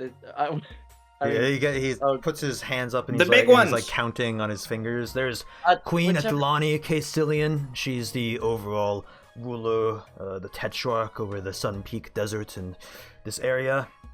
How do you spell that? Queen Atlani is Atlani. She's a mysterious figure, though. She has a crown with a cloth attached that covers her face. Her first husband is Malkes Cottonjaw. Malkess. First husband. I would assume that means that he is passed, or she is about Or- to kill him and get a new Or husband. she Cool. has like the husbands that are ranked or something. In S tier is Malkus Cottonjaw. Malkes is sort of, Atlani rules. Malkes is sort of second in command. Not quite the king, but he rules many of the, mostly the soldiers. But he is always at Atlani's side, helping be a counsel for what's best for her and the Sun Peak. And being a Yanti, he has the appearance of a cobra. That's cute. Then Atlani's second husband is Oboa Nagalis. Oh, I see. That's spelled Aboa for the first name. Last name is Nagalus. Similar to Atlani, Oboa hides his face, but with him it's under a stone mask. And he's also a bit of a mysterious figure. He's running a harem. Gotcha. Atlani's wife is Madame Tusazila. Okay. That's spelled Tusa space Xela. Bit of almost like a psychic. She has snakes for hair and a long snake body, but So her upper we form should- is that of a woman. We wouldn't perhaps require not to look her in the eyes, I'd assume. What do you mean? Well, I've met her and she Sure. has lovely yellow eyes, but most royals have the visage of beauty, but what lies underneath is harder, like stone and cracked. okay. Yeah. I laughed at the word crack.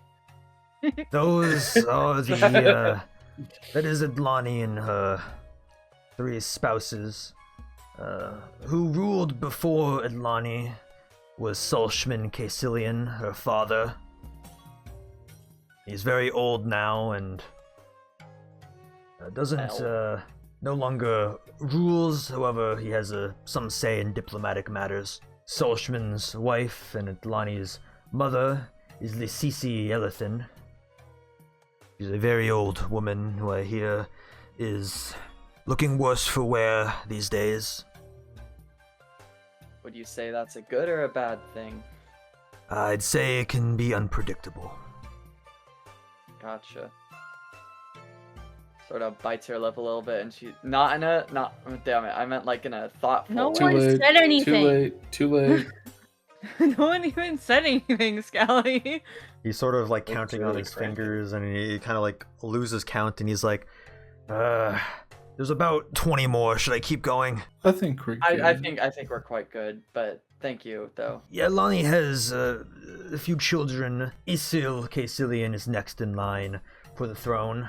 Atlani was not always meant to be queen. It was meant to be her brother, Zusul Caecilian, though he passed, which is why Atlani is now queen. He passed, like he actually passed, or like someone. He passed? is dead. Gotcha. Okay. Cool. I'm unsure how, but it happened many years ago. He was meant to marry a wife, and then they would become king and queen. His fiancée still resides with the Caecilians, soon because they feel pity for her. Though she is no bearing in royal matters. But her name is Tuls Kislet. I hear she frequents the Fyron brothels. Salshman's brother, Edic Caecilian, he runs the guards of the city of Fyron. If you stop by, that is an important person to know of. And there are various other members of the royal family. Many of them are off traveling. We try to keep tabs on their whereabouts at all times, but it's fickle. Thank you. That's very helpful. I'm sure we'll have a lovely time getting to know these people. What do you mean you're getting to know them? Well, we've had a. Should I not? I he, think he we leans should forward. not- I'm very interested in hearing what you have to say. Well, okay, Good hold luck. on. We're No, on but to he- not telling people, everybody. Guys, he's like definitely like I trust this guy, right? God fucking damn it. I'm gonna look Guys, for my come spells on. to see what I can hit Pebble with. You You could. We mentioned don't like know this man. about 20 fucking minutes ago. Okay, guys, I'm easy. I trust people too easily, and Yeah, no, you trust every enemy you kill. Know what Good. happens when you do The that? They best kill part. us. The best part, Scally, you got on my ass earlier about sharing the general direction that Gon was in. that's different. No, If- it's that's not. because I thought that it would be fine to mention, right? It's and now not. It's you're all really like, not. okay. This tell guy, me so why. this gentleman that we're talking to hates the government, Okay. wants to overthrow the government, and you may have just hinted towards the fact that we're buddy with We're not Greenclay. buddy with Green Clay. We did. The We one may favor. be in his mind. Bambash is sort of leaning in, focusing on you. Pebble, Eloise is also now looking at you. Even Chane's ears kind of like perk up as she looks at you. I wasn't that nervous until fucking Shello was like, and now all of them are staring at me. Pebble is Yeah. literally like sweating. She's like, I just meant as in when we eventually meet these people, I'm sure it'll happen at some point with our plans and all. Okay, make a deception check. Fuck. You are so unconvincing. I mean, she's very nervous. Where the fuck is deception? I've made like Shut up. Hey, that's above average. 12's above average. Bambash sort of goes back in his seat and is like, Yeah, so you probably will be going through there to get to Hasley, so it's probably the next stop there. And then Eloise kind of loosens her like tense body at you speaking, but then Chane steps forward, slams a dagger down into the table, and says, "No, continue. I do not believe her." Pebble yelps like verbally. I don't know. I feel like with our plans being to go around to these different places and literally dismantle the kind of fundamental entertainment that they have, it's sort of inevitable that we'll meet the people who like rule the areas that we're going to. Don't you think? She looks at Bambash and says, "Look at the beads of sweat that goes down her skin. She is That's lying not through sweat. her teeth." It's mucus. It's not sweat. Mucus? Bambash... I'm just spitting up. It's not sweat, I swear. Yeah, I'm just covered in mucus. I'm not sweating. Exactly. Bambash seemed to have fully believed your lie, but now believing Chane more, he kind of furrows his brow, sort of angrily, and he says, "Be truthful with us so we can be on the same page." Can I, before that happens, can I detect Cephas thoughts on him? Yeah, his surface thoughts are a little bit of confusion on why this person is acting this way, lying about something, questioning because they're a little bit confused because they believed Pebble, but now this person they believe more they're close with is very adamant that they're lying, and with the confusion, a little bit of anger even at that, and also intrigue on what you would be doing in Mherren, meeting these people. You see, I'm an ant, and for us to reconnect with my ant people, we must travel through Mherren. And while traveling through Mherren, we will most likely at least meet the people who are in charge of the guard stations. Don't you think? Why don't you make a deception check too? Oh, I mean, I'm not lying. You're being deceitful. That's True. okay. Withholding information. True. Oh, I got 9. Oh no. Chane sort of goes like, making a sound with their tongue and lips out of anger, kind of moving her head out of the way, taking the dagger from the table, then walking towards the back of the room. You roll for the other two. Eloise looking a bit confused, but Bambash, he sort of shakes his head. "I don't know why you can't tell us what you're doing in Mherren. You let slip a bit that you would be seeing the Caecilian family. I'm thinking this could be prosperous for us to get information about them or sabotage them in some way. But if our goals are not aligned after all, then you can withhold your information." Oh. Then let's make a deal. You merely just want information about them, right? I don't know the amount of contact you'll be having with this family, but information would be nice.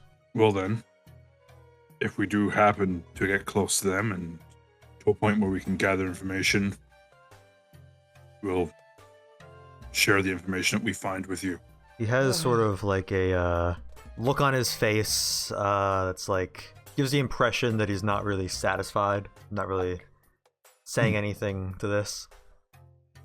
Well, you must excuse that we are merely only being cautious, as this meeting and sit down is the first interaction we've had with you. You can't possibly expect us to give you all our current plans and information to you at this time.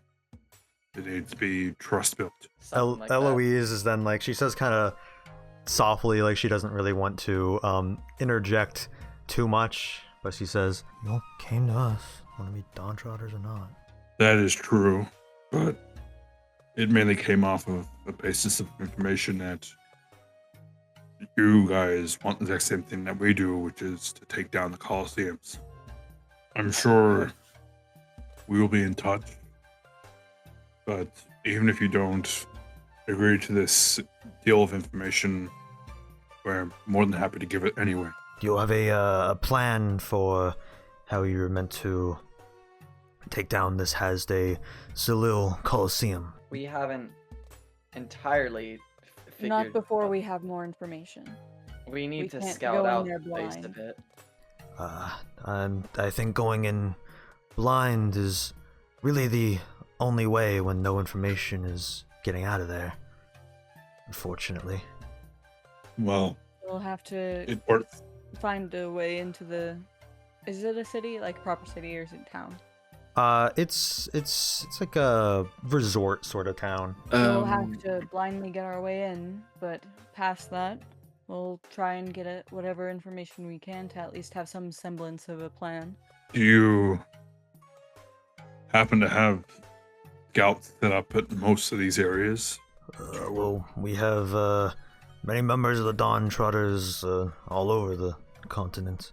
Do you happen to have the information for whoever you have posted around Morwi mines or Hasday Salil that we can give any information if we find any?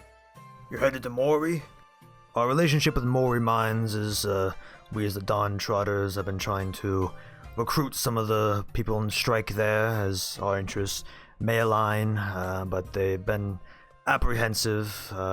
We've had someone there meet with Tic Tact, the striking party's their union leader.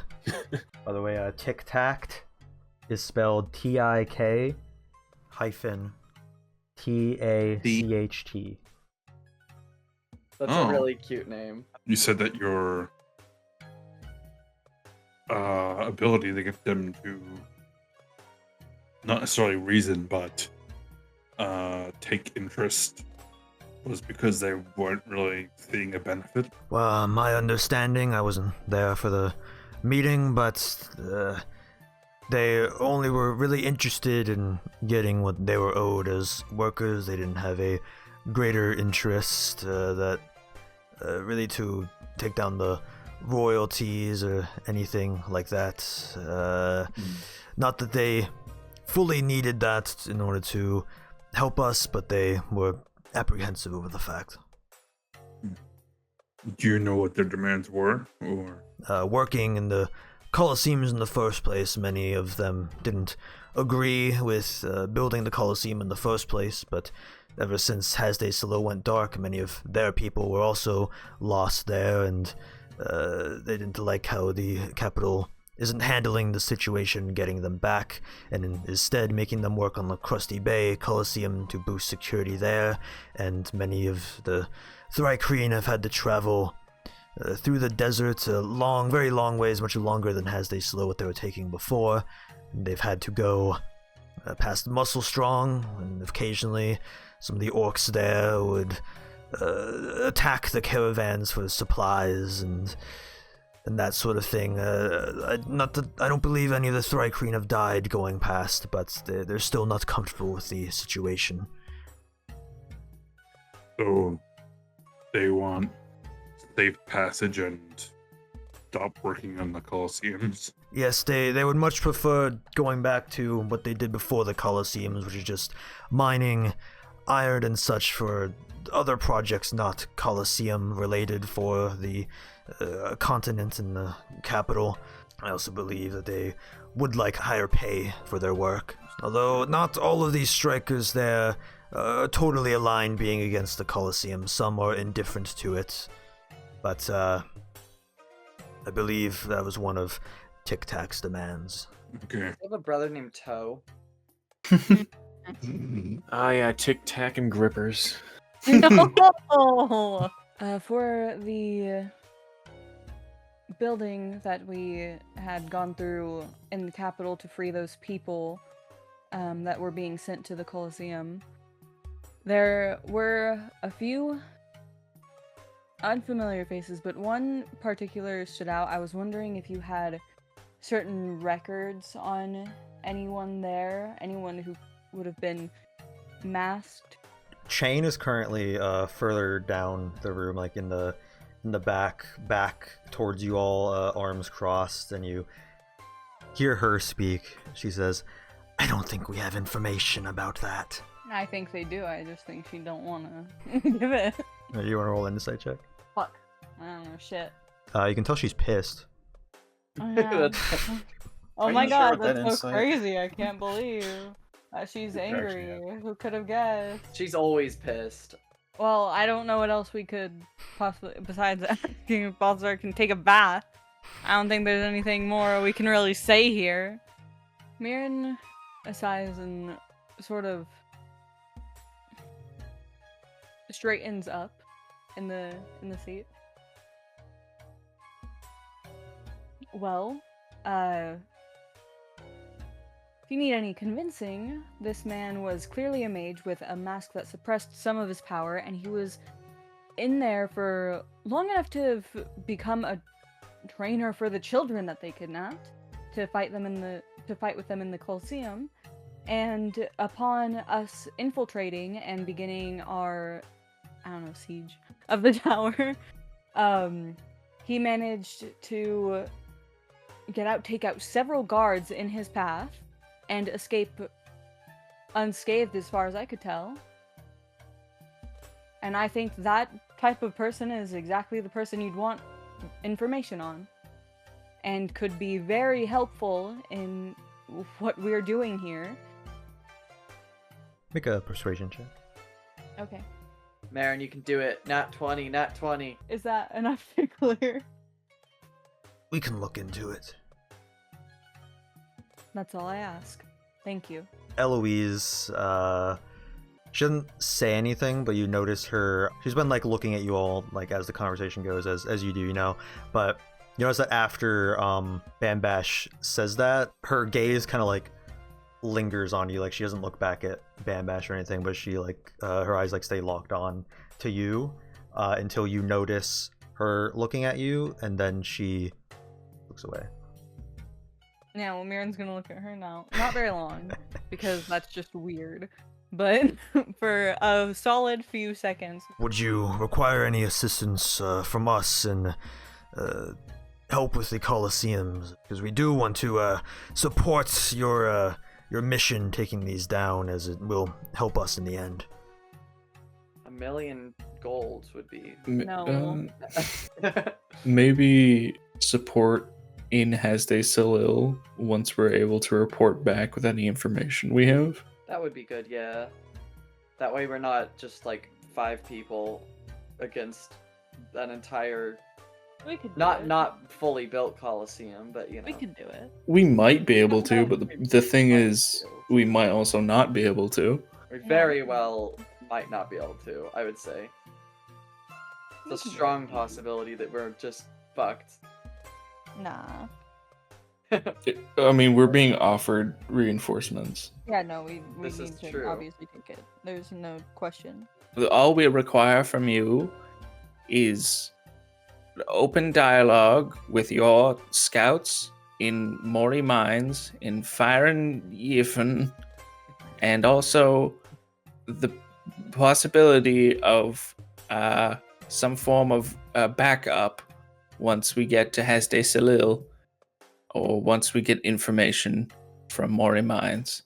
Thank you very much. That will be all. He's just nodding his head as you're saying this, and is like, Of course, that would be beneficial to both of us if we could also have someone there, but you'd have to keep in contact with us. so he kind of looks behind him at Chane and says, Could you grab one of the stones from the shelf?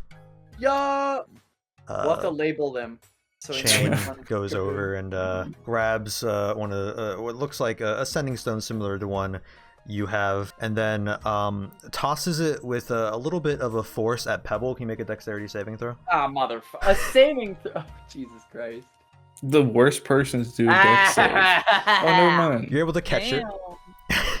I'm gonna glare at her. She glares back, kind of showing one of her fangs as she goes back into a position of standing with her arms crossed. It is one. Not like smiling or anything, just like Showing hostility, yeah. which we don't Just be want. smug back. It's not smug. With that, you can contact us. Any information you have, let us know where someone can meet you at Hasde Salil. We could send someone from here, anyone in the area. We can see who's available at the time once you arrive there. And also, going back to Morwi Mines, you should be able to find Tic-Tact if you go that way. It shouldn't be too hard to find the Strikers, but he's also known to frequent the Church of Corellin and Angara there. Oh. I know a bit about those. Dope. In fact, make a religion check. Oh, okay. Or history, whatever one you want. No. What's the Please. religion title? Please. Oh my god, a dirty 20. Okay, nice.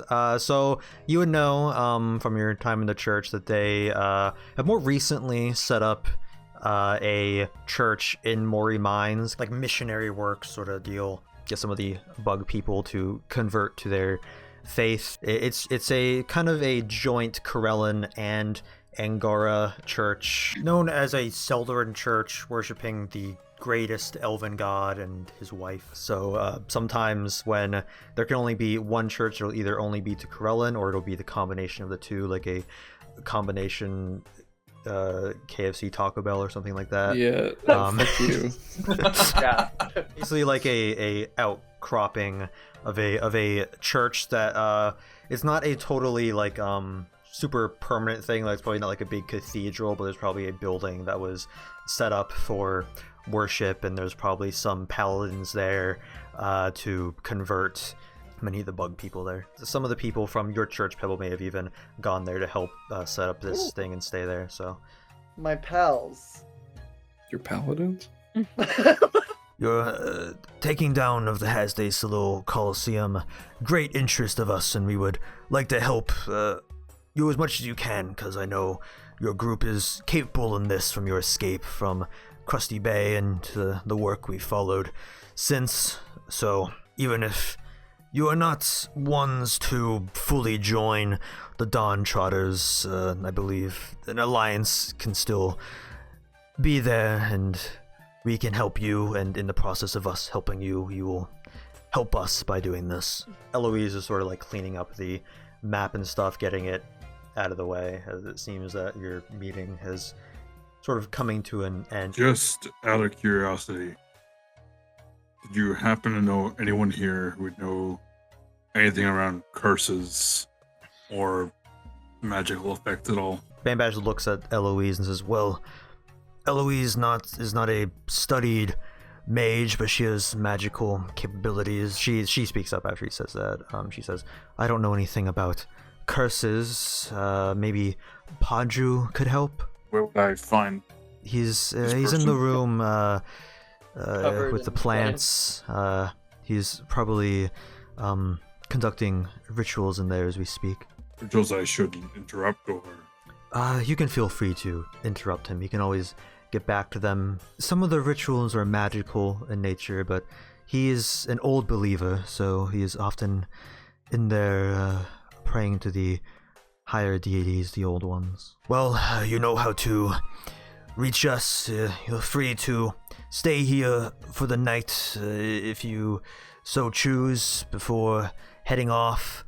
He kind of checks what appears to be like a watch he has attached to like a chain, and he says, It's hard to tell time down here, but it's currently around midday.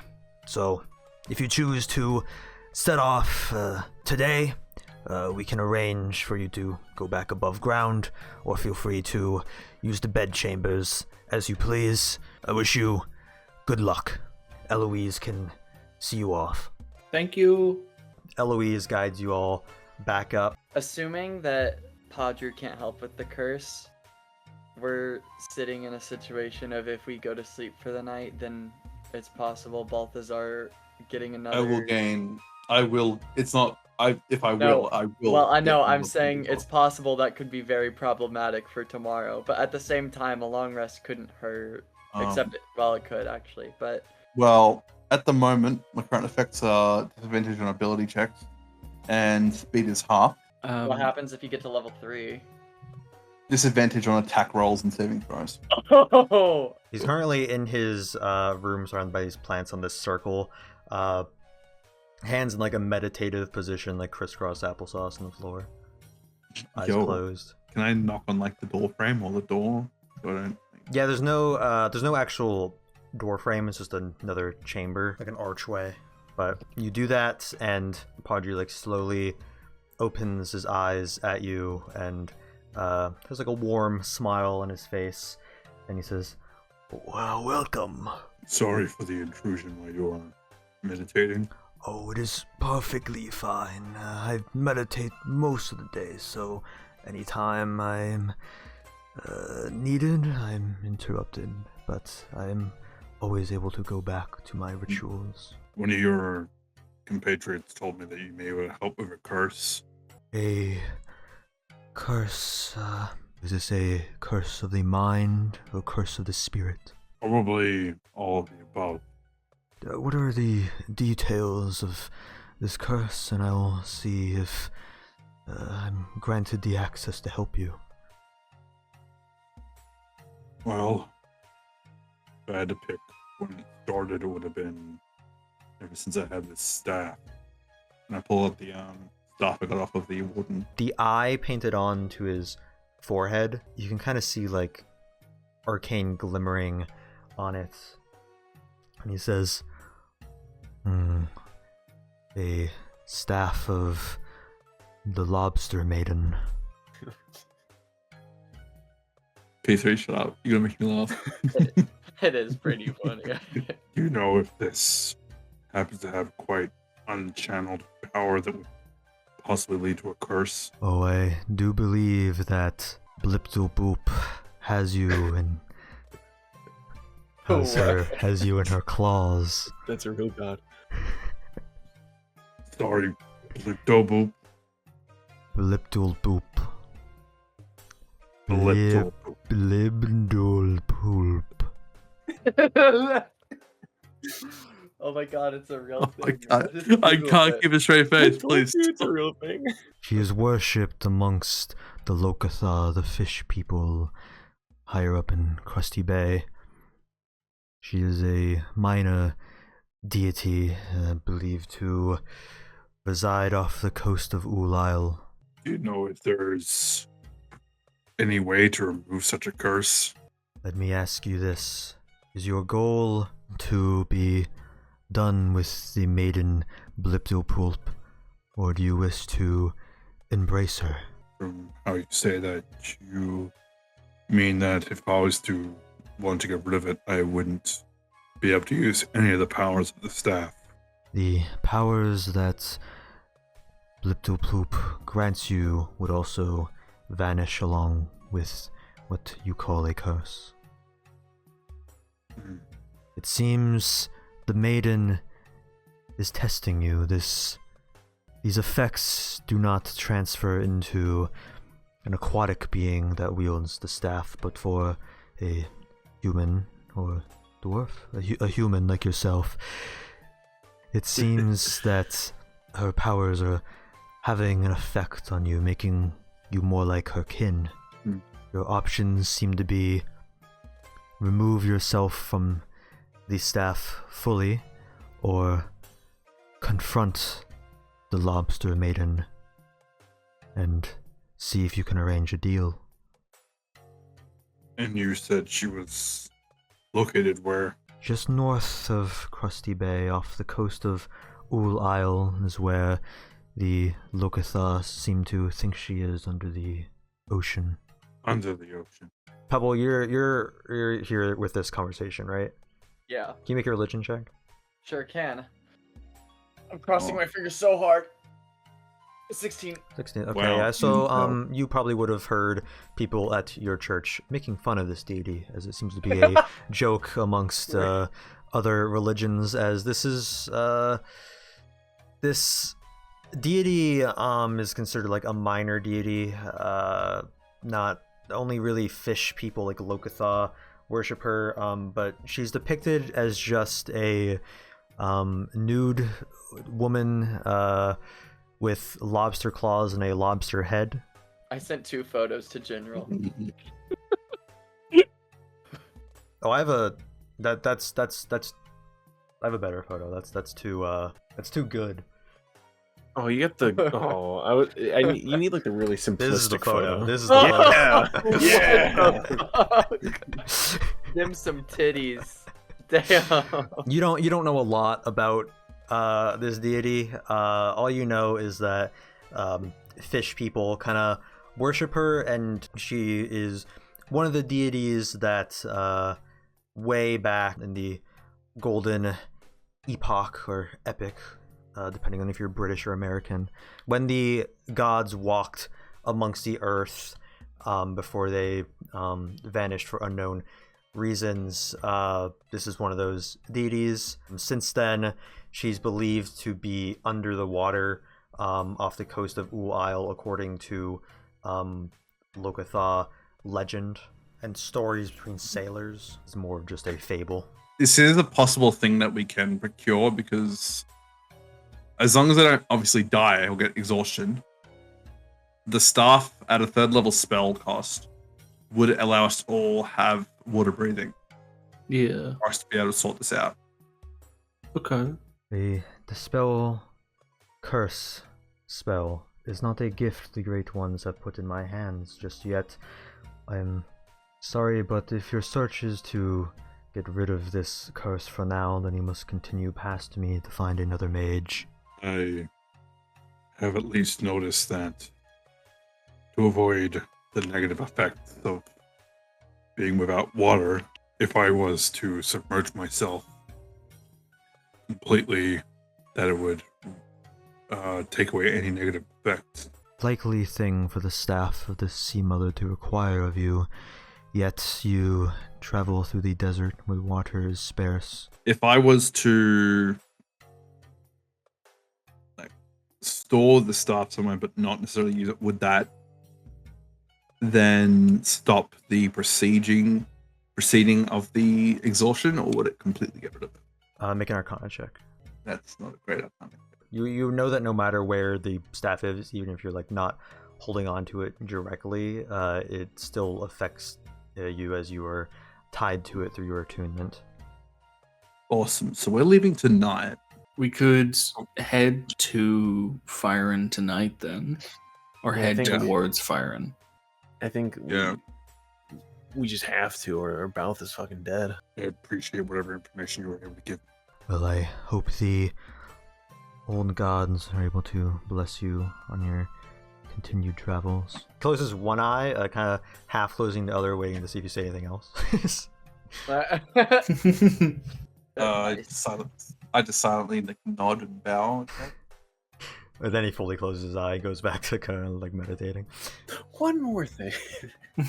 By the way, You notice that as he's meditating, some of the plants around him are kind of like moving and stuff. Oh, is there magic in this game? Make an Arcana check. Oh, okay. Wait, it's Pebble. Pebble doesn't know about magic. Oh yeah, that's a 9. There's no magic in D&D. Oh, okay. Shit! whoa. Anyway, you guys reconvene now with Eloise, who was kind of waiting for you, and she's like, "So did you find what you were looking for?" Complicated, but I think I can do something about it. Well, are you staying the night, or are you... I think it'll be best if we leave during nightfall. I'll cover some of our direction and tracks. So if you're traveling in the night, you cannot light a fire in your carriage. Carriage. We can get out and Well, we'll like leave like as. No. By the way, that gauntlet that you have on, it looks rather familiar to this one. I've noticed the same, and I've been meaning to speak to you, but let's do so on your way out once you gather your things and are ready to leave. That's a bit sus. No, she might just be playing it safe. Oh, yeah, this is also true. Or she could be planning on killing us. Yeah, Yeah. or that. We'll gather our stuff and leave. After you guys finish loading up everything in the carriage, she says, all I simply have to do is a spell I'll cast will just send you back up to where you were. You can continue on the way, but while we're up here sort of away from the others, the reason I can cast spells is actually from this gauntlet you mentioned.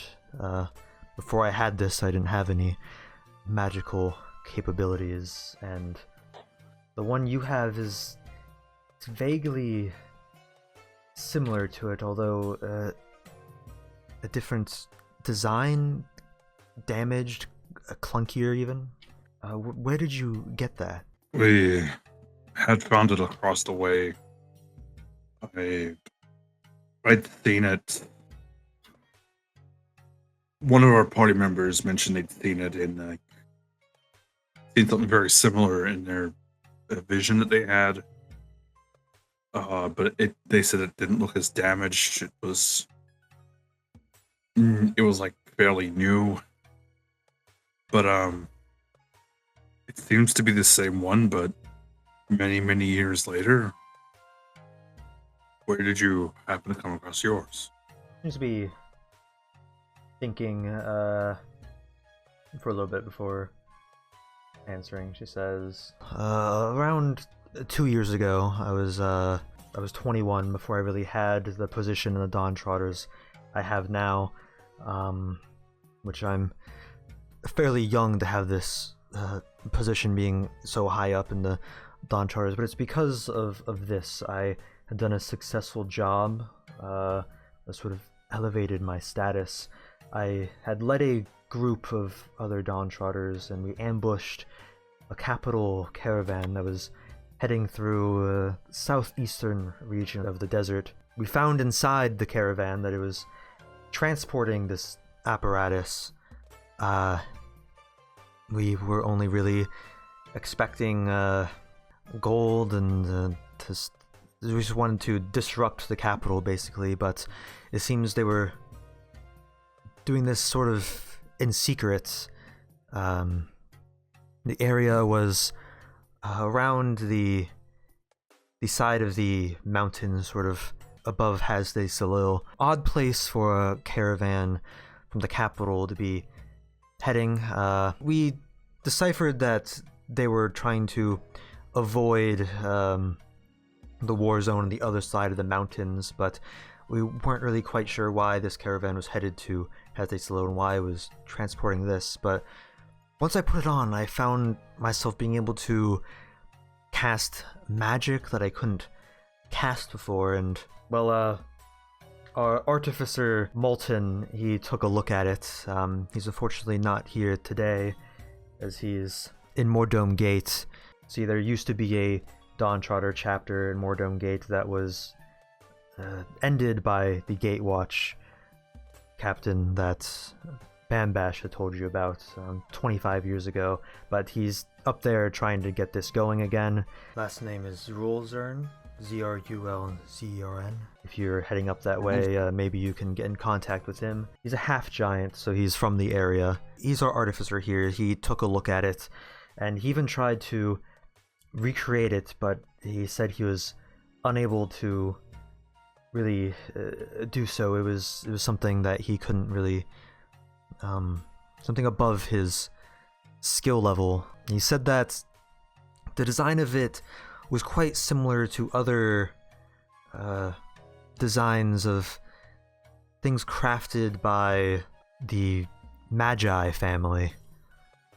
In our meeting, it seemed that you irked Chane and Bambash a bit, as you seem to be hiding some information, and it's fine if you are, I don't care, but I mean, I do believe that it would be good to share the information with us if we're working together, but I do think that you should know that we do know who the mage prisoner was, and they only weren't telling you because you were being cagey with your information. I understand, and honestly can't blame them. You would have seen in the logs I would have come from as part of my prisoner location documents. Yes, I know you're from the academy, of course, and you, of course, know, being a teacher there, that the academy was formed by the Grimoires and the Magi family after the war between them caused the Lumining to transpire, making the school for peace. But I'm not sure if you know that there's only one member of the Magi family still alive. Would that be? His name is Malakast. Well, you make a history check, actually. I have to do it. I need to do it at yeah, disadvantage. Now. I got exhaustion. Okay, 19. still pretty good though. You would have never met Malakast Magi, but you would know him as being close with Prim Grimoire. Wasn't like a teacher at the school or anything. He didn't really have a hand in those sort of matters, but he was a bit of like a tinkerer, a inventor that made magical items and contraptions for the school. At the school, used around the grounds of the academy, or oftentimes used for teachers. You would know that the Magi family has a long line of people like that who are more on a technical side of magic, creating magical items. Even your bracers, you could probably would have figured out, have a seal of the Magi on them, as someone from the Magi family had made those cantrip bracers you had bought from Zaddy's Odd Ends.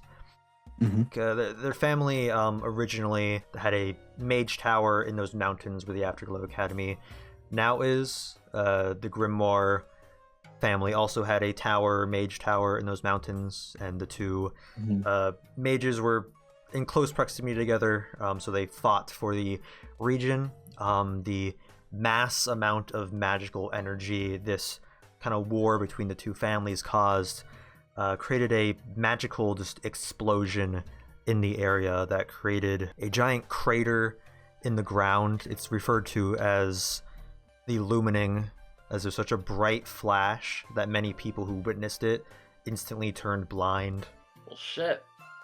And that region is still very much brimming with magical energy. You can even see on the map of the continent, actually, there's a spot called the Lumen Spot that is like the ground zero of that. The Shimmering Lake is a shimmering lake that is like that because of magical forces going into the water. Many people in Peterport, even some of the older races, may even still be blinded from it, as they possibly witnessed it all those years ago. The families between the Grimoire and the Magi, after witnessing this havoc they caused to their war, they decided to do a truce and construct a school to teach the beneficial properties of magic and harmony between the two families. Then over the years, the Magi family took more of a lower role in the school, and the Grimoires have typically been the headmasters of the academy, going up till now. Prim Grimoire. Malakast is the last of the Magi lineage. He's a bit of a younger man, unmarried and everything, so Possibly seek him out if need be. she continues, but that Malakast Magi, in the files we had, he was that prisoner that you encountered in the helmet. The name stuck out to me, and I did research on him, but I don't know why he would be locked up there. There's no records of his arrest I could find, anything such as that, but it was definitely his name in the logs. By chance, this is just for association, do you think possibly he was in prison the same time they were sending around that gauntlet, maybe on different couriers? There wasn't really a timeline of his arrest. So I'm uncertain, but it is possible. But he had to have been the one to make the gauntlets. I don't think anyone is able to recreate his designs. Maybe if they had blueprints of some kind, they could attempt it, but it's such a intricate arcane design that I think he's really the only one that understands its workings. Where he is now, since you freed him, I've really no clue. It's very possible that the college were trying to stop anyone who was able to overpower them. Those gauntlets could have been something that could take on anyone in the academy. I wasn't a magic user taught in the arcane before I wielded this device. It allowed me to gain magical abilities I didn't know beforehand, so I can only imagine what it can do for a mage that is skilled in how to use it. So your worries are the same as mine. And now knowing that there's another one that seems to be a different design, I'm not exactly sure why or how it differs. It could mean that there's even more out there, or that one of ours is a superior version that's even stronger, possibly yours or mine. Until we know exactly what we're dealing with, I feel like this might have been a countermeasure in case Malakast couldn't stop the academy from doing something, or that anyone could use this magic. Yes, it could be wise to seek this person out, but if you do find him or any information about him, I'd like to know, but do not speak it through the sending stone, as I prefer this conversation to stay between us until I have all the facts. Not that I don't trust Bambash or anything, but this is important to me individually. I agree.